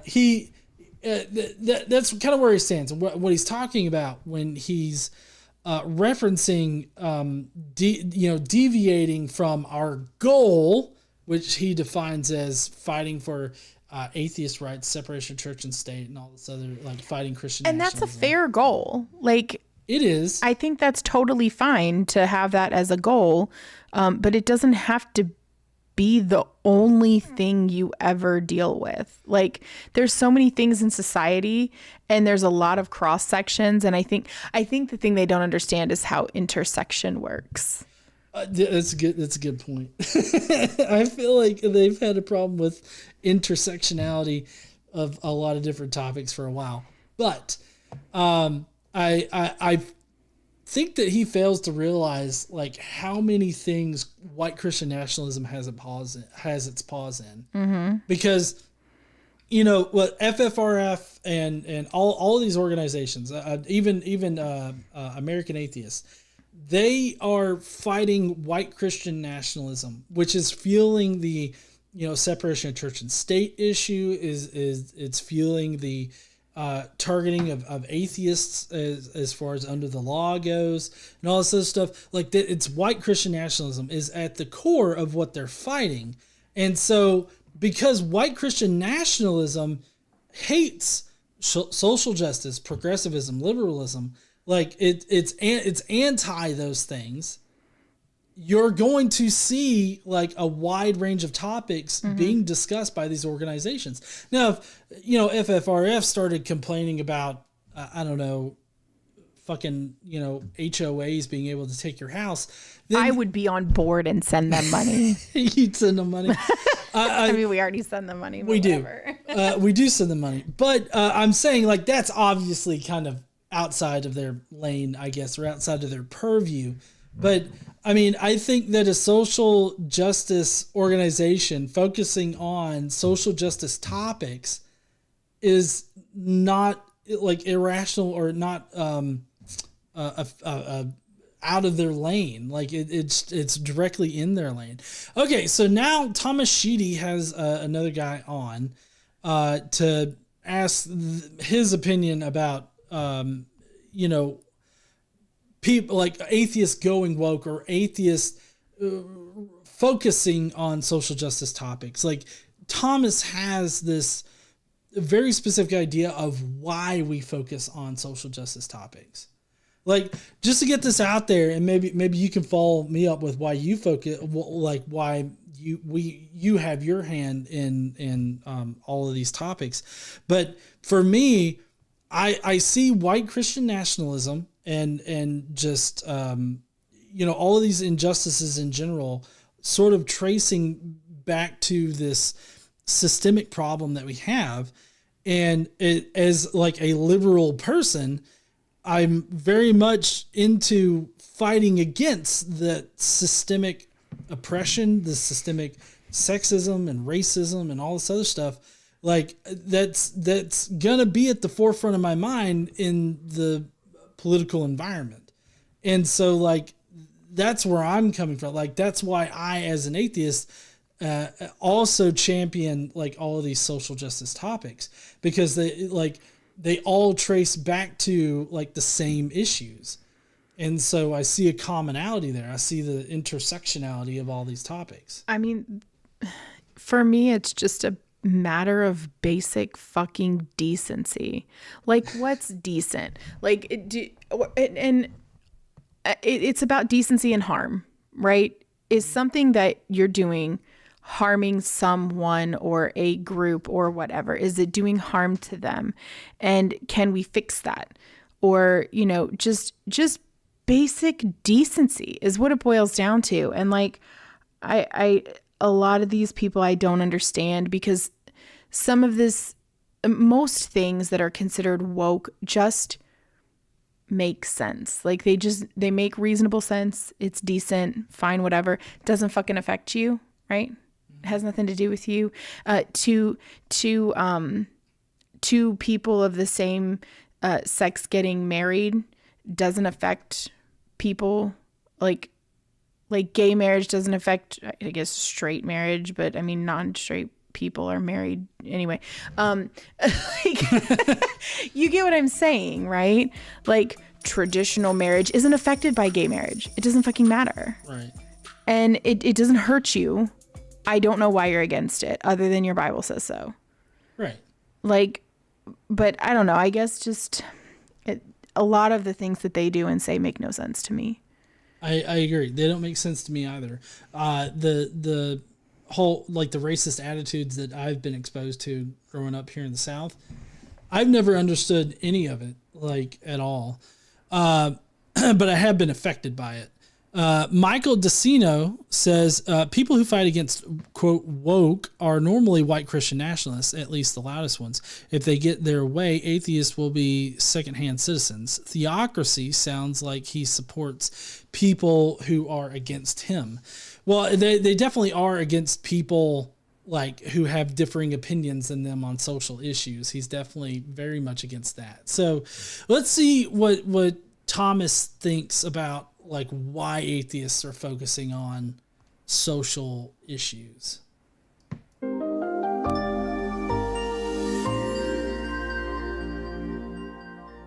I think some people, when they've been in this industry if you do something like atheist activism for so long or for so many years, maybe you write books on atheism, or you run an atheist group or an organization, or you have a podcast like this one or a stream, you end up talking about the same subject so much that when you see all of a sudden social justice, warriors, essentially, causing a disturbance at a college or university, you automatically want to fight back against that new injustice. It's something new that you've seen. It's not like the religious zealots that you fought back against in the past. So all of a sudden, you get a dopamine rush, and you are more interested in that fight than the fight that you've been fighting for so many years. I think. I've been mulling over like what he's kind of describing here, and I feel like, and maybe I'm misinterpreting this, and this is where you can help me out there, honey. I feel like what he's saying is that atheists have a superficial fixation on social justice. Not that it's like a genuine interest in like the equality of people and normalizing like different things in our culture and everything like that. Like, it's not like, for instance, like, it's not like I'm seriously want to end systemic racism. It's just that, oh, I've noticed this over here, and so I get a dopamine hit when I shit on this thing, and so that's why I'm interested in it. Like, it feels like he's saying that we're superficially engaged in the social justice topic instead of being like deeply interested in it or actually invested in the issue. I don't know. What do you think? I mean, the thing that he said that kind of caught me was, I mean, I don't disagree with you that it seems like he's saying it's superficial, or he makes it not necessarily superficial, but bandwagony. He makes it sound like it's a bandwagon thing versus like a genuine concern about society and a desire to fix the systemic problems, right? Which I think a lot of people who are activists that don't do it for the grift, and I think it's pretty easy to tell the folks who do it for the grift, they do have a genuine care about that. But the thing that kind of stuck out to me was him seemingly saying like that if you have any kind of focus on social justice issues, then you can no longer focus on Christian nationalist issues or church state issues, like that you can't do both. There's no reason why we can't do both. Mm-hmm. Like, and if somebody's genuinely not interested in certain types of things, they can do some things and not other things. Like, nobody's forcing anyone to, march in Black Lives Matter protest. Nobody is forcing anybody to do that. But if you can do a Black Lives Matter march and write a letter to your congresspeople about the 10 Commandments being put up in schools, in public schools. Like, you can do both of these things. I don't understand why they act like we can only do one. Well, and I mean, I would love for either Thomas or anybody else to maybe point out some kind of what's generally perceived as a social justice topic or issue that doesn't ultimately trace back to white Christian nationalism, like the racial topic, like racism. What does that trace back to? White Christian nationalism. White Christian nationalists set up the system so that the system could unfairly target people of color. Well, they set up the system so it works for them. It works for their benefit all the time. Exactly. Yeah. And that same thing explains like sexism in the workplace. Yeah, I mean, I don't think that, and I mean, maybe I'm being charitable. I try to do that as much as possible, but I'm not convinced that everything that like the old white men do to, structure society was intended specifically to harm women or people of color or anything like that. I'm not convinced it was intended to do that, that it's always intended to do that. I think the intent is more what most benefits them. And so I think they do stuff based on what most benefits them. Example, and I mean, we don't even have to go back very far, and it's kind of a little bit of a shift, but when you talk about tax laws and who gets tax breaks and who has access to those kind of things. And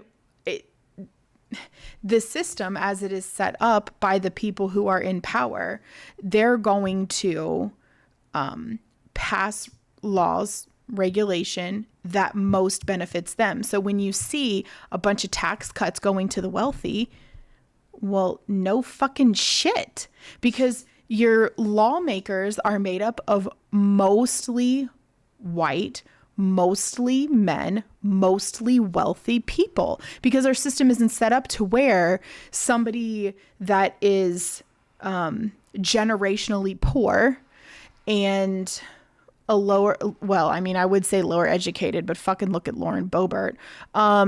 It's not set up to where a lot of people like that can successfully get into office. And there's a reason for that, because it doesn't benefit the people who are currently in power. You know what I mean? It's not like we hate black people, so we're going to do X. It's, well, this thing benefits us more. And that is kind of like that's going to happen also, but that's not the, you know what I'm saying? Well, I get that for some things, but like there's the, what is it called? Not the Southern Plan, or the Southern Agenda. It was that plan that was thought up by Republicans to unfairly target Black Americans in the legal system. I'm not saying that it's never happens. Right. I fully understand that, like, our country was founded on some really racist shit, totally intended to keep Black people down, to keep women down. There are laws that have happened throughout history that are for that. I'm just saying we have a lot of laws and regulation, and it's not, the problem isn't just the laws that specifically hold them down. Right. It's also how the laws are written and implemented to specifically benefit people who are already in power, people who are already rich. Like it's specifically written to benefit them. And that is the vast majority of law. Right. I definitely think that there's like a classism type thing that's factored into it as well. Now, one thing that Thomas said was that, atheists, they see the social justice and it's like, it's different than the religious zealots that they had been fighting. I don't understand his point there because, at least for me, I'm sitting here and I'm fighting the religious zealotry on social media by making memes, whatever. And then I see the same religious zealotry target another group. I'm not a part of that group, but I see the religious zealots targeting them and attacking them now. And so I'm like, what the fuck are you doing? Like, I'm not just going to be like, oh, well, they're not attacking me, so I guess I don't care. Like, that just seems like dickish to me. So, I mean, I don't understand what Thomas is saying, that it's like not the religious zealots that are doing it. It's the same religious zealots that are doing the same shit, just to a different group. And I don't like it, even if I'm not part of that group. I still don't fucking like it, and so I'm still gonna shit on the religious zealots out there that are persecuting this other group. Well, they're doing harm. Right, they're doing harm to this other group, regardless of whether or not I'm in it, and I don't like that. Well, I mean, I'm not trans. Right. But I care about trans rights. I care about trans people. I care about how they're treated and about how society interacts with trans people. Like, that matters to me. But I'm not trans. But it doesn't affect me directly, but it affects me. Right. This is a deeply political stream tonight. I know. People are going to hate it. We're going to get some of the shittiest comment fodder. Comment fodder. Mm-hmm. That's been one conclusion. Mm-hmm. And I think, unfortunately, there's a kind of political correctness, a right-wing political correctness that's involved in this. I've seen some, don't want to name names, atheists who over the years have been more than willing to abandon not only their atheist advocacy, but sometimes even their outward identity as an atheist entirely, even though I know that they still don't believe in God. Right. Because they want to fit more in with a religious crowd that might either have more clout, that might be part of a movement that they want to be engaged in more, or they might feel that there's not much going on in certain sectors, because I would argue that there are very limited national secular outlets that still promote atheism and critical thinking exclusively. Isn't that what Atheists for Liberty does? I mean, seriously, they go into CPAC and other right-wing religious, like they go into those kind of spaces where religion is a major factor, and they don't, I mean, they're not going to promote atheism in these spaces. They're not. So, I mean, I feel like what he's describing is what Atheists for Liberty does. Well, I mean, much in the same way that he can't seem to understand the intersectionality between different social justice topics and them being connected in some kind of way, I feel like he also can't see that he's also doing this thing. It's just he's doing it in a different way, and he doesn't like it when people do it in a way different than he's doing it. Well, and it's also one of these things where I'm like, I don't understand why we can't be both. Like he says that atheists are setting aside their identity as an atheist to do this other thing. No, like my whole entire identity is not atheist, right? Like there's a lot of shit, and it's nobody's. How anyone feels about religion is not their entire identity. I would say nobody's. Maybe there's someone, but being an atheist is not all that we are. Right. And it's not all that we talk about, nor should it be. How fucking boring would that be to just sit around and talk about if God exists all day long, every day, and that's literally all we are and have? Like, what the fuck is that? I mean, like the religious question, like religion in general, intersects with so many different topics, like in our current socio-political environment. I mean, there's no reason to only specifically hard focus in on one particular aspect of it, you know?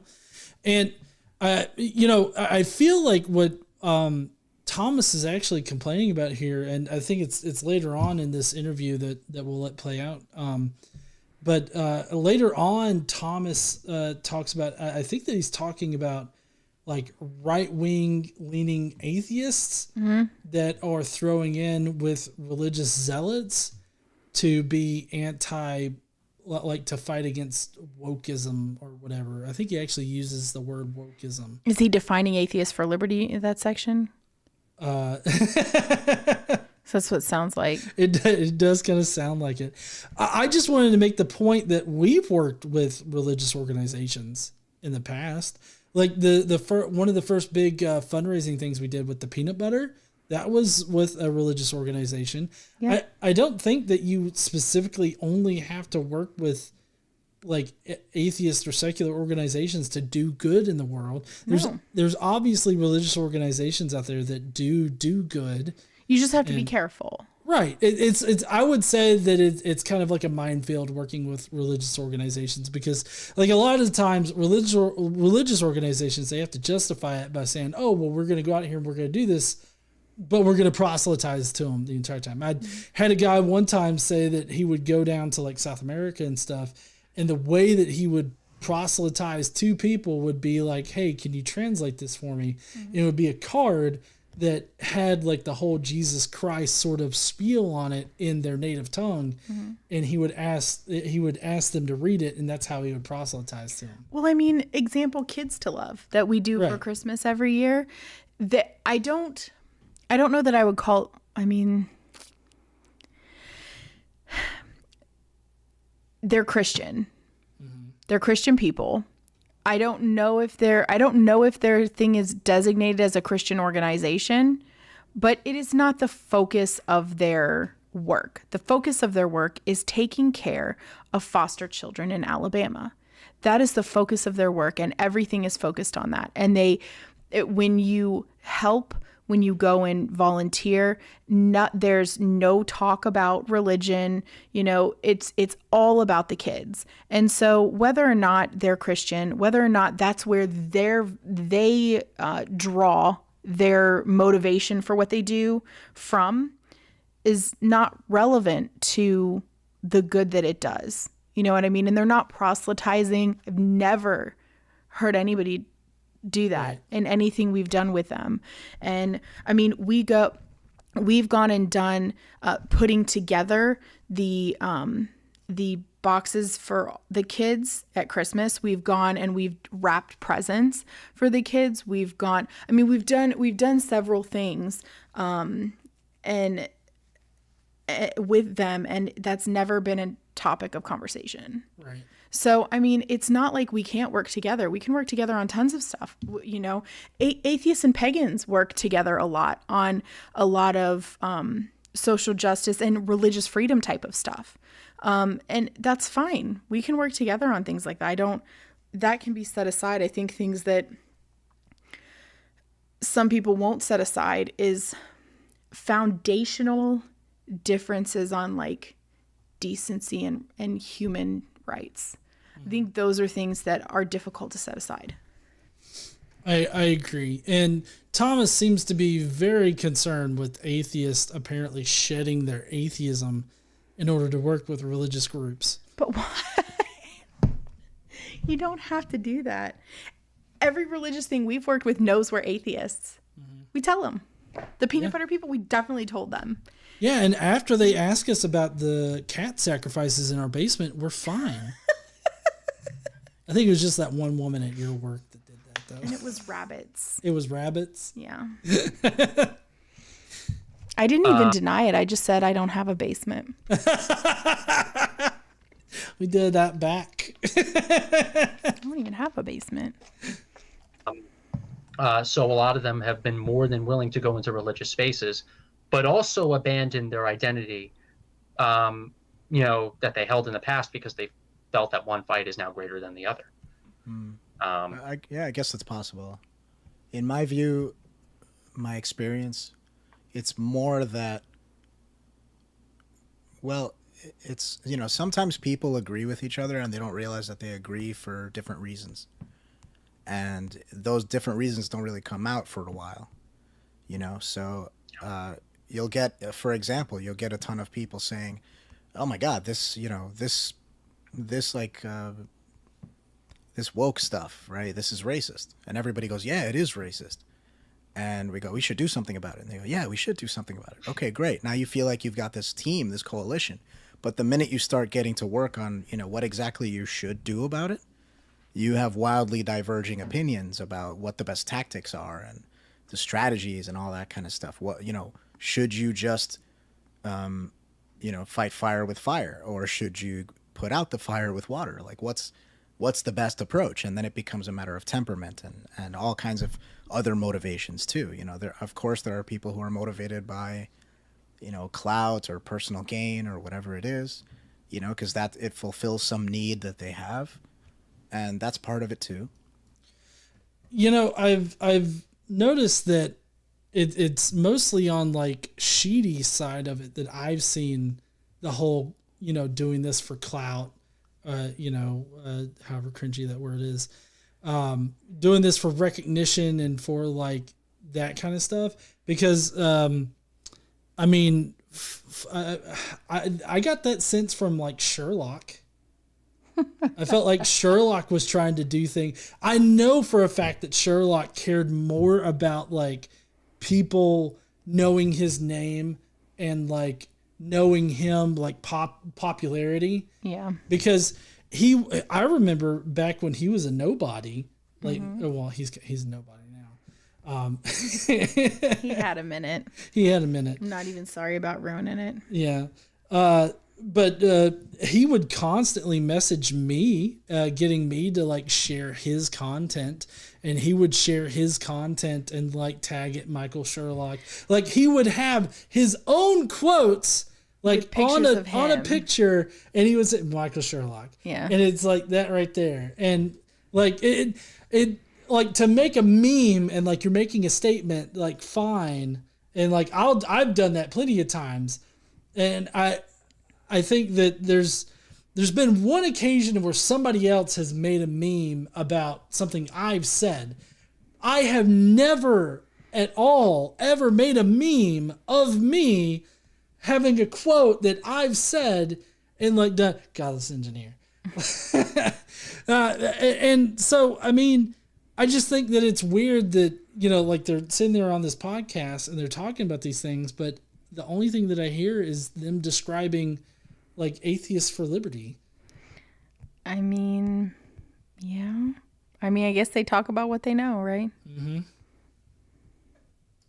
I try to be as practical as I can. And I try to make it so that I'm not as at risk of those kinds of incentives, because it'll lead me to bad behavior. I try, right? So, I mean, right now, personally, I can say whatever I like. I can do whatever I like. It's not going to hurt my bottom line. You know, I don't have an atheist blog or whatever. Like, you know, I write for CFI, and they're awesome. And obviously, I don't believe in God, and I'm not a religious guy, but I don't have to write about atheism every time. I can write about whatever I want. So it's kind of that's part of it too. There's the, you know, the audience capture type thing. There's the sort of, you were always kind of fulfilling a different need anyway with this. And it wasn't ever really about the thing. It was about something underneath the thing. You know, there was a scratch that was being itched there. So I don't know. There's a lot of reasons, but I think the main thing with this particular case of people arguing for, you know, maybe we really should just kind of seed the ground back to Christianity because wokeness is so alarming and wokeness has taken over XYZ, and we don't have a comparable ideological system to replace it. I think that's just coming from exhaustion, in my view. Yep. It's coming from, it looks like we're losing. You know, that's the quote unquote, it looks like we're losing. So we're going to have to take some last ditch efforts here. They're losing against wokeness, guys. Well, I thought he was saying atheists are losing. Well, but I'm not sure by what metric, since non-religious. Well, he was saying that they perceived wokeness as a problem, and so it's like we're losing on the whole wokeness thing. So they have to shuck, like, fighting against the religious zealots to join the zealots so that they can fight against wokeness. I mean, that's what I took away from it. Oh, I don't know. I'm sorry. I got super distracted by the whole, I have a scratch that I can't itch, which is the opposite thing that you're supposed to itch, scratch, not. He said it backwards and it really bothered me. Oh. I know it's completely irrelevant to the point. It annoyed me.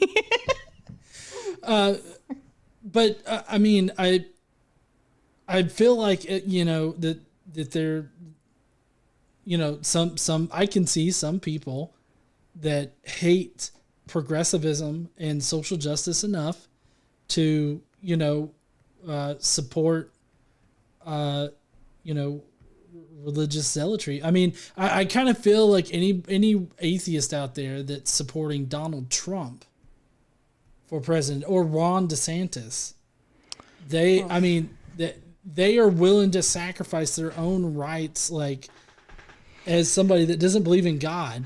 To be fair, Donald Trump is not a religious person. I mean, I hate to break it to all the fucking evangelicals out there, but he is not.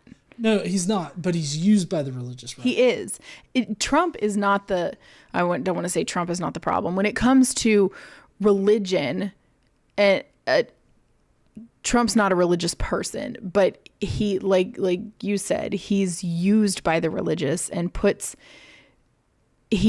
people, religious evangelical type folk, in positions of power to be able to further that agenda. Right. Yeah. And I kind of feel like they're in a precarious position because they're saying, well, we don't like the wokeness, and so we're not going to vote for wokeness, but we're super fixed on atheist rights. But if we're super focused on atheist rights and we don't like wokeness, we can't vote for any of the Republicans right now, really, because they're all, oh, well, we hate wokeness too, but also we want to fuck over your rights, like, as somebody that doesn't believe in God, because we're all religious zealots. And so I kind of feel like they're putting themselves, like, I don't know about this Angel Eduardo guy, but Thomas, I don't know who that is. Thomas, at least, the Atheist for Liberty organization, like, I feel like they put themselves in a precarious position because, like, basically the religious zealots who also hate wokeism or whatever in the fuck they want to label it as, like, Thomas hates the woke part, religious zealots hate the woke part, and Thomas can't vote for anybody in the field. Like, even I feel like a lot of maybe I just don't know a lot of libertarian candidates because they claim that they're a libertarian sort of organization. But I feel like libertarian is like pretty close to Republican, at least from what I've seen of libertarian like policies and stuff. It really depends. Libertarians they're a whole nother breed.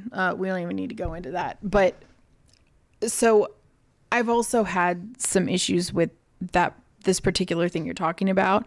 And I think I had many conversations, and I know everybody hates David Silverman. I'm not a huge fan either, but at one point I tried for a long time to pull David Silverman back towards, center, this side versus going into the, Sargon of Akkad, like getting into that whole crowd, the Atheist for Liberty crowd. But I tried to pull him back, like, because the anti-SJW crowd used to think David Silverman was like this giant SJW and they hated his guts and all this other kind of shit. Now, that is not really accurate to reality, but that's how they thought of him.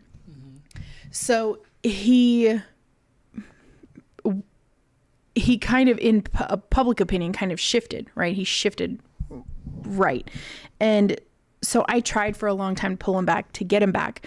And as I was talking to him, one of the things that we talked about quite a bit, and with the Atheists for Liberty Part 2, is that they go into these super religious spaces, these religious right spaces, and try to, because they're not progressive and they're not woke, that maybe they'll be able to change minds. Jesus loves the little children, maybe a little too much.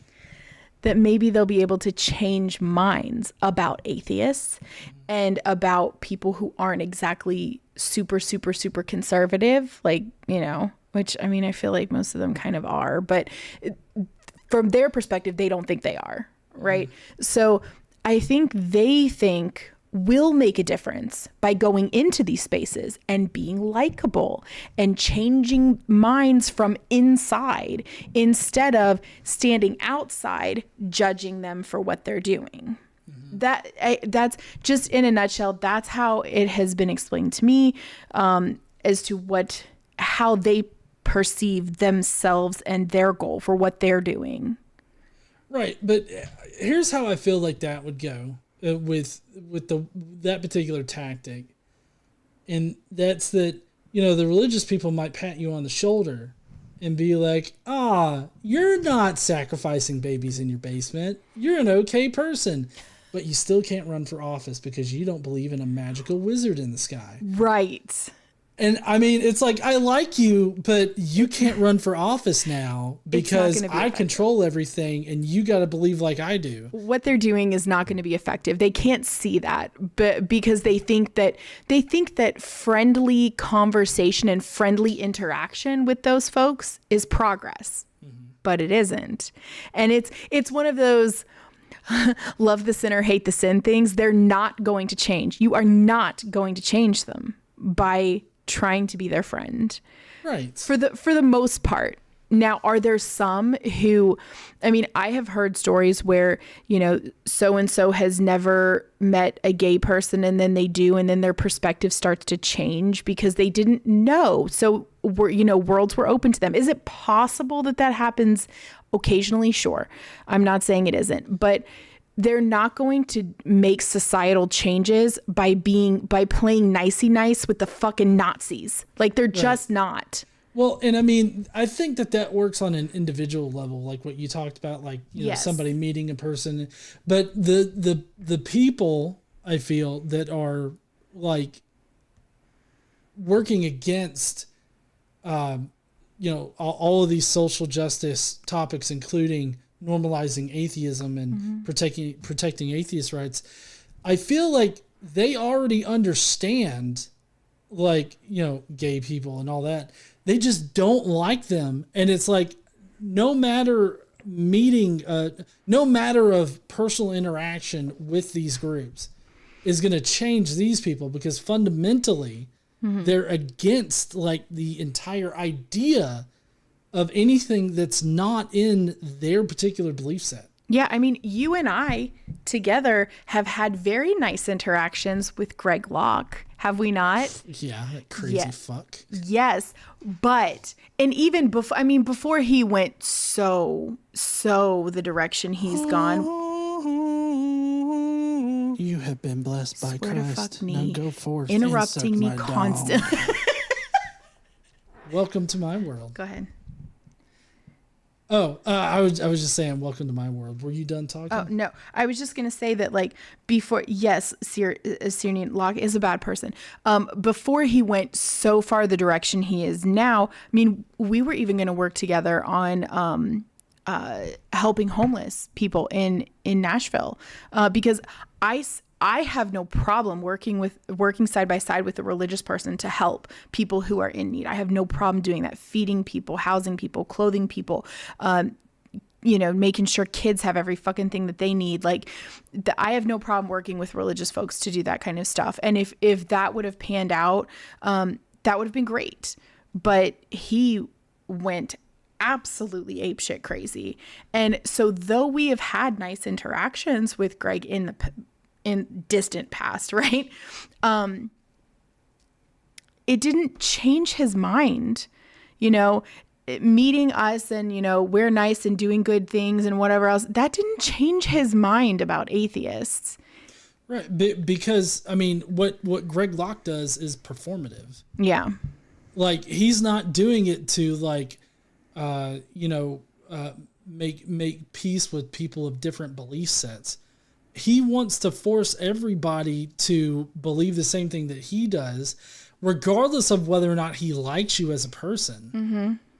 And so, like, everything that you see on stage is performative, but it's performative because of the goal that he wants to reach, and that's to marginalize everybody that's not a Christian. Right. At least his definition of Christian. Right. And I am certain that if we met again, we would not have as nice of an interaction as we've had in the past. No.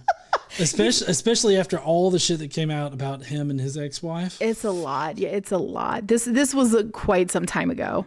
This was way before it wasn't before. He kind of, he got pretty big on Facebook at the point when we were interacting with him, but he hadn't really blown up like he is now and gone super right wing like he is now, and all the Trump shit and everything else, and the witchcraft and all the other crazy shit.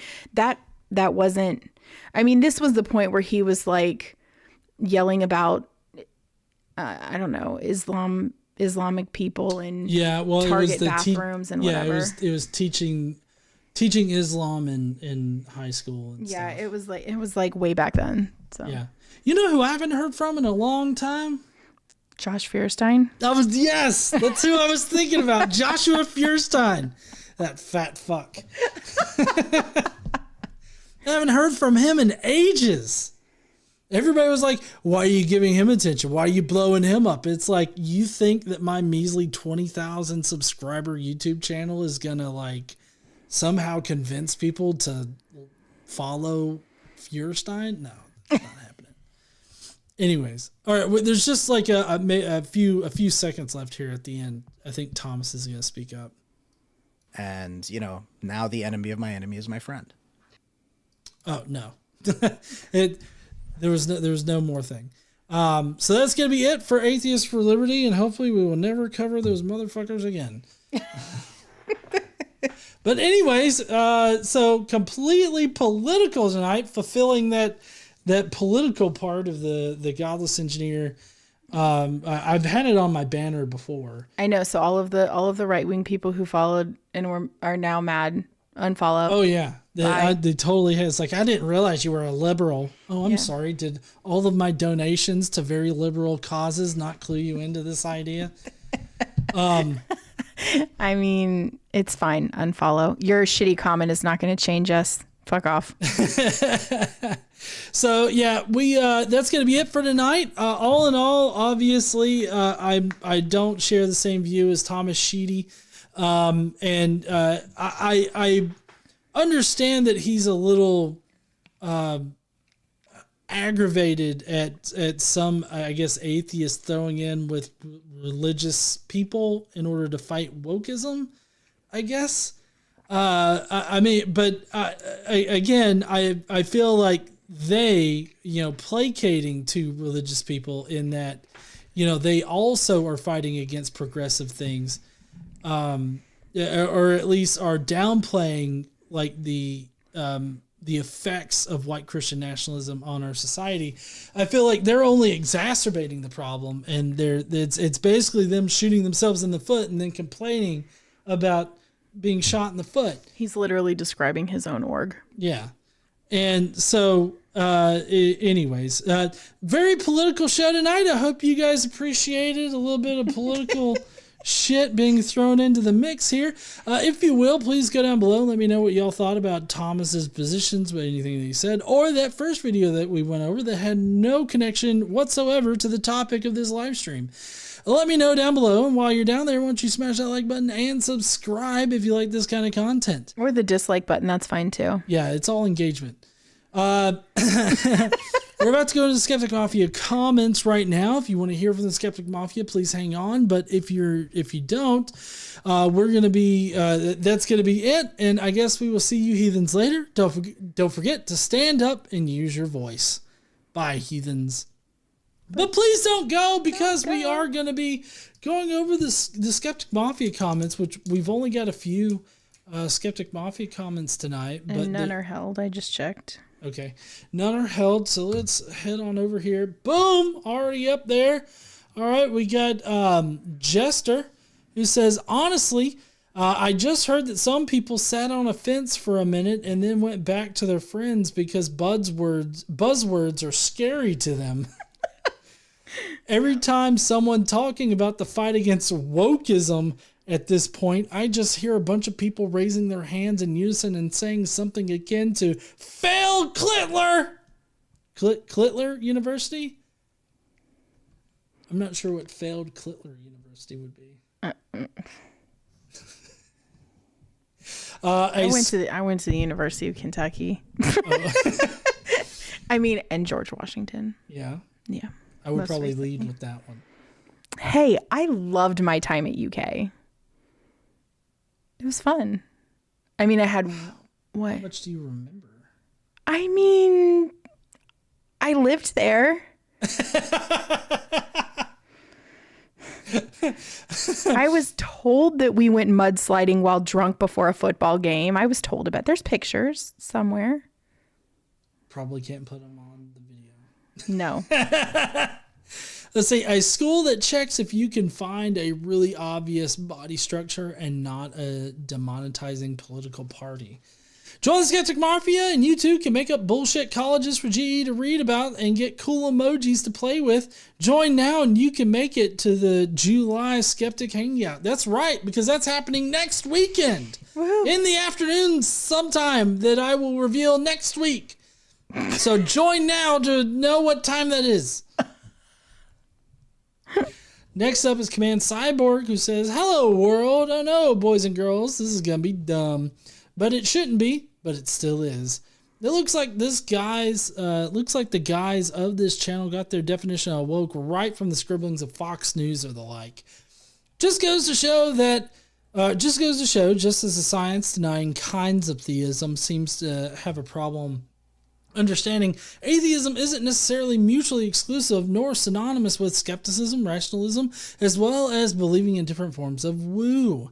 I had a look around that channel's video titles, and lo and behold, seems that it's only created to complain about other atheists being too woke and not right-wing enough.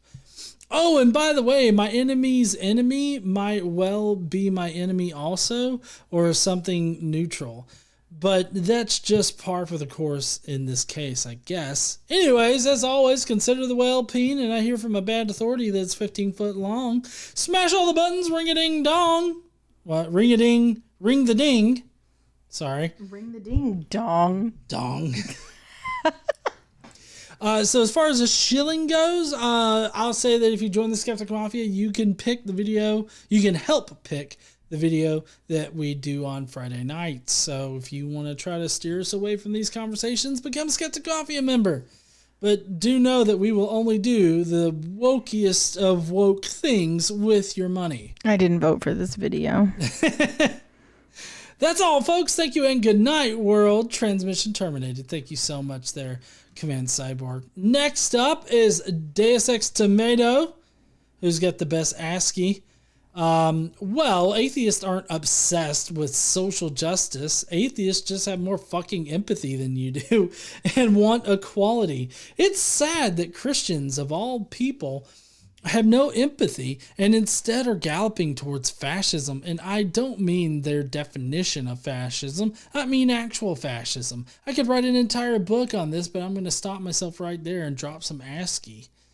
And it's looks like a bear with a gun fucking holding me up for some shit. It's a trash panda. You even got the trash panda angry at you. Trust me, you do not want to piss off the trash panda. And if you... Our local minor league baseball team is the Trash Pandas. It is. Mm-hmm. They've got merch that has a trash panda on it. Mm-hmm. We have some. Don't you have a Trash Panda hat? Maybe. I think it's downstairs in the closet. Too.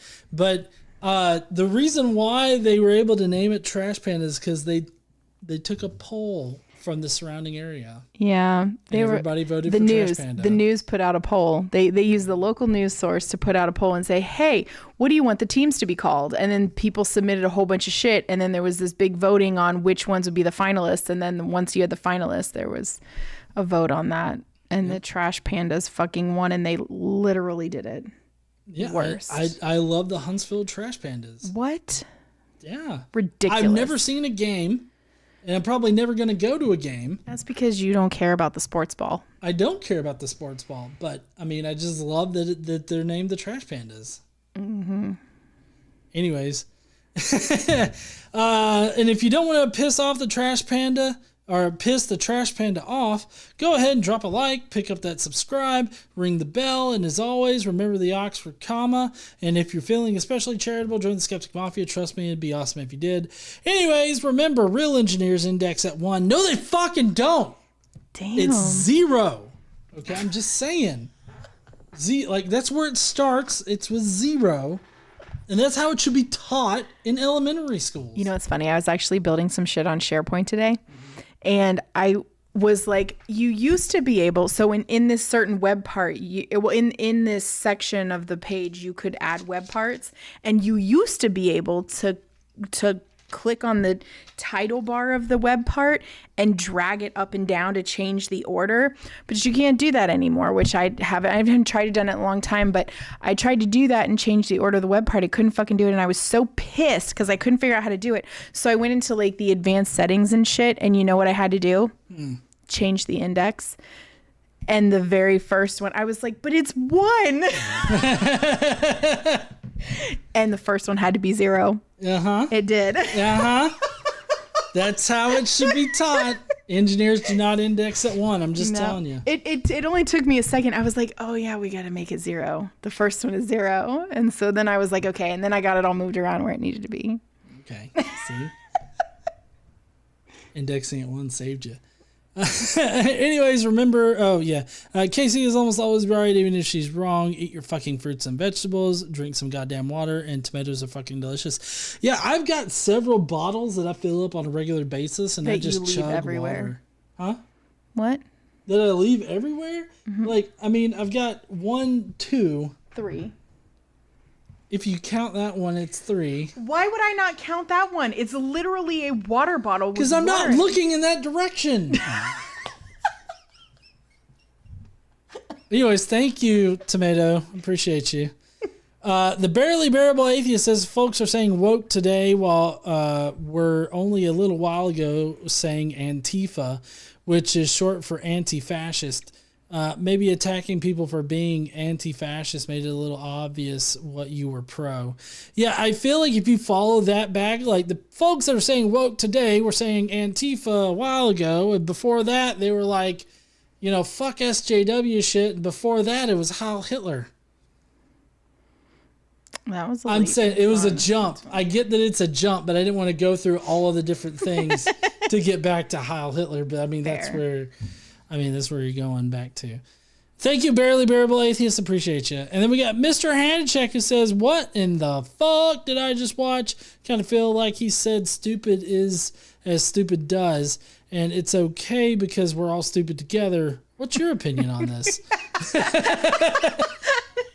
That's the best summary of Sheedy I've ever heard. I kind of feel like if we've hit a fucking wall sometimes, it's best just to step back and look at the process that we've made. The diversity of the United States shows us that we as one people do not fall under a God. It should be God's because we are a nation that can't handle only one faith at a time. There is a really great saying, you can't fix stupid with a hammer, but you can silence it. Shit, that's violent. Sometimes I would really like to try, though. Please add your generic shilling here. Let's see. The emojis. If you join the Skeptic Mafia, you can get access to the emojis, and those are accessible at all levels of Mafia membership. So definitely check that out. I just put them on the chat. Yeah. Thank you for that.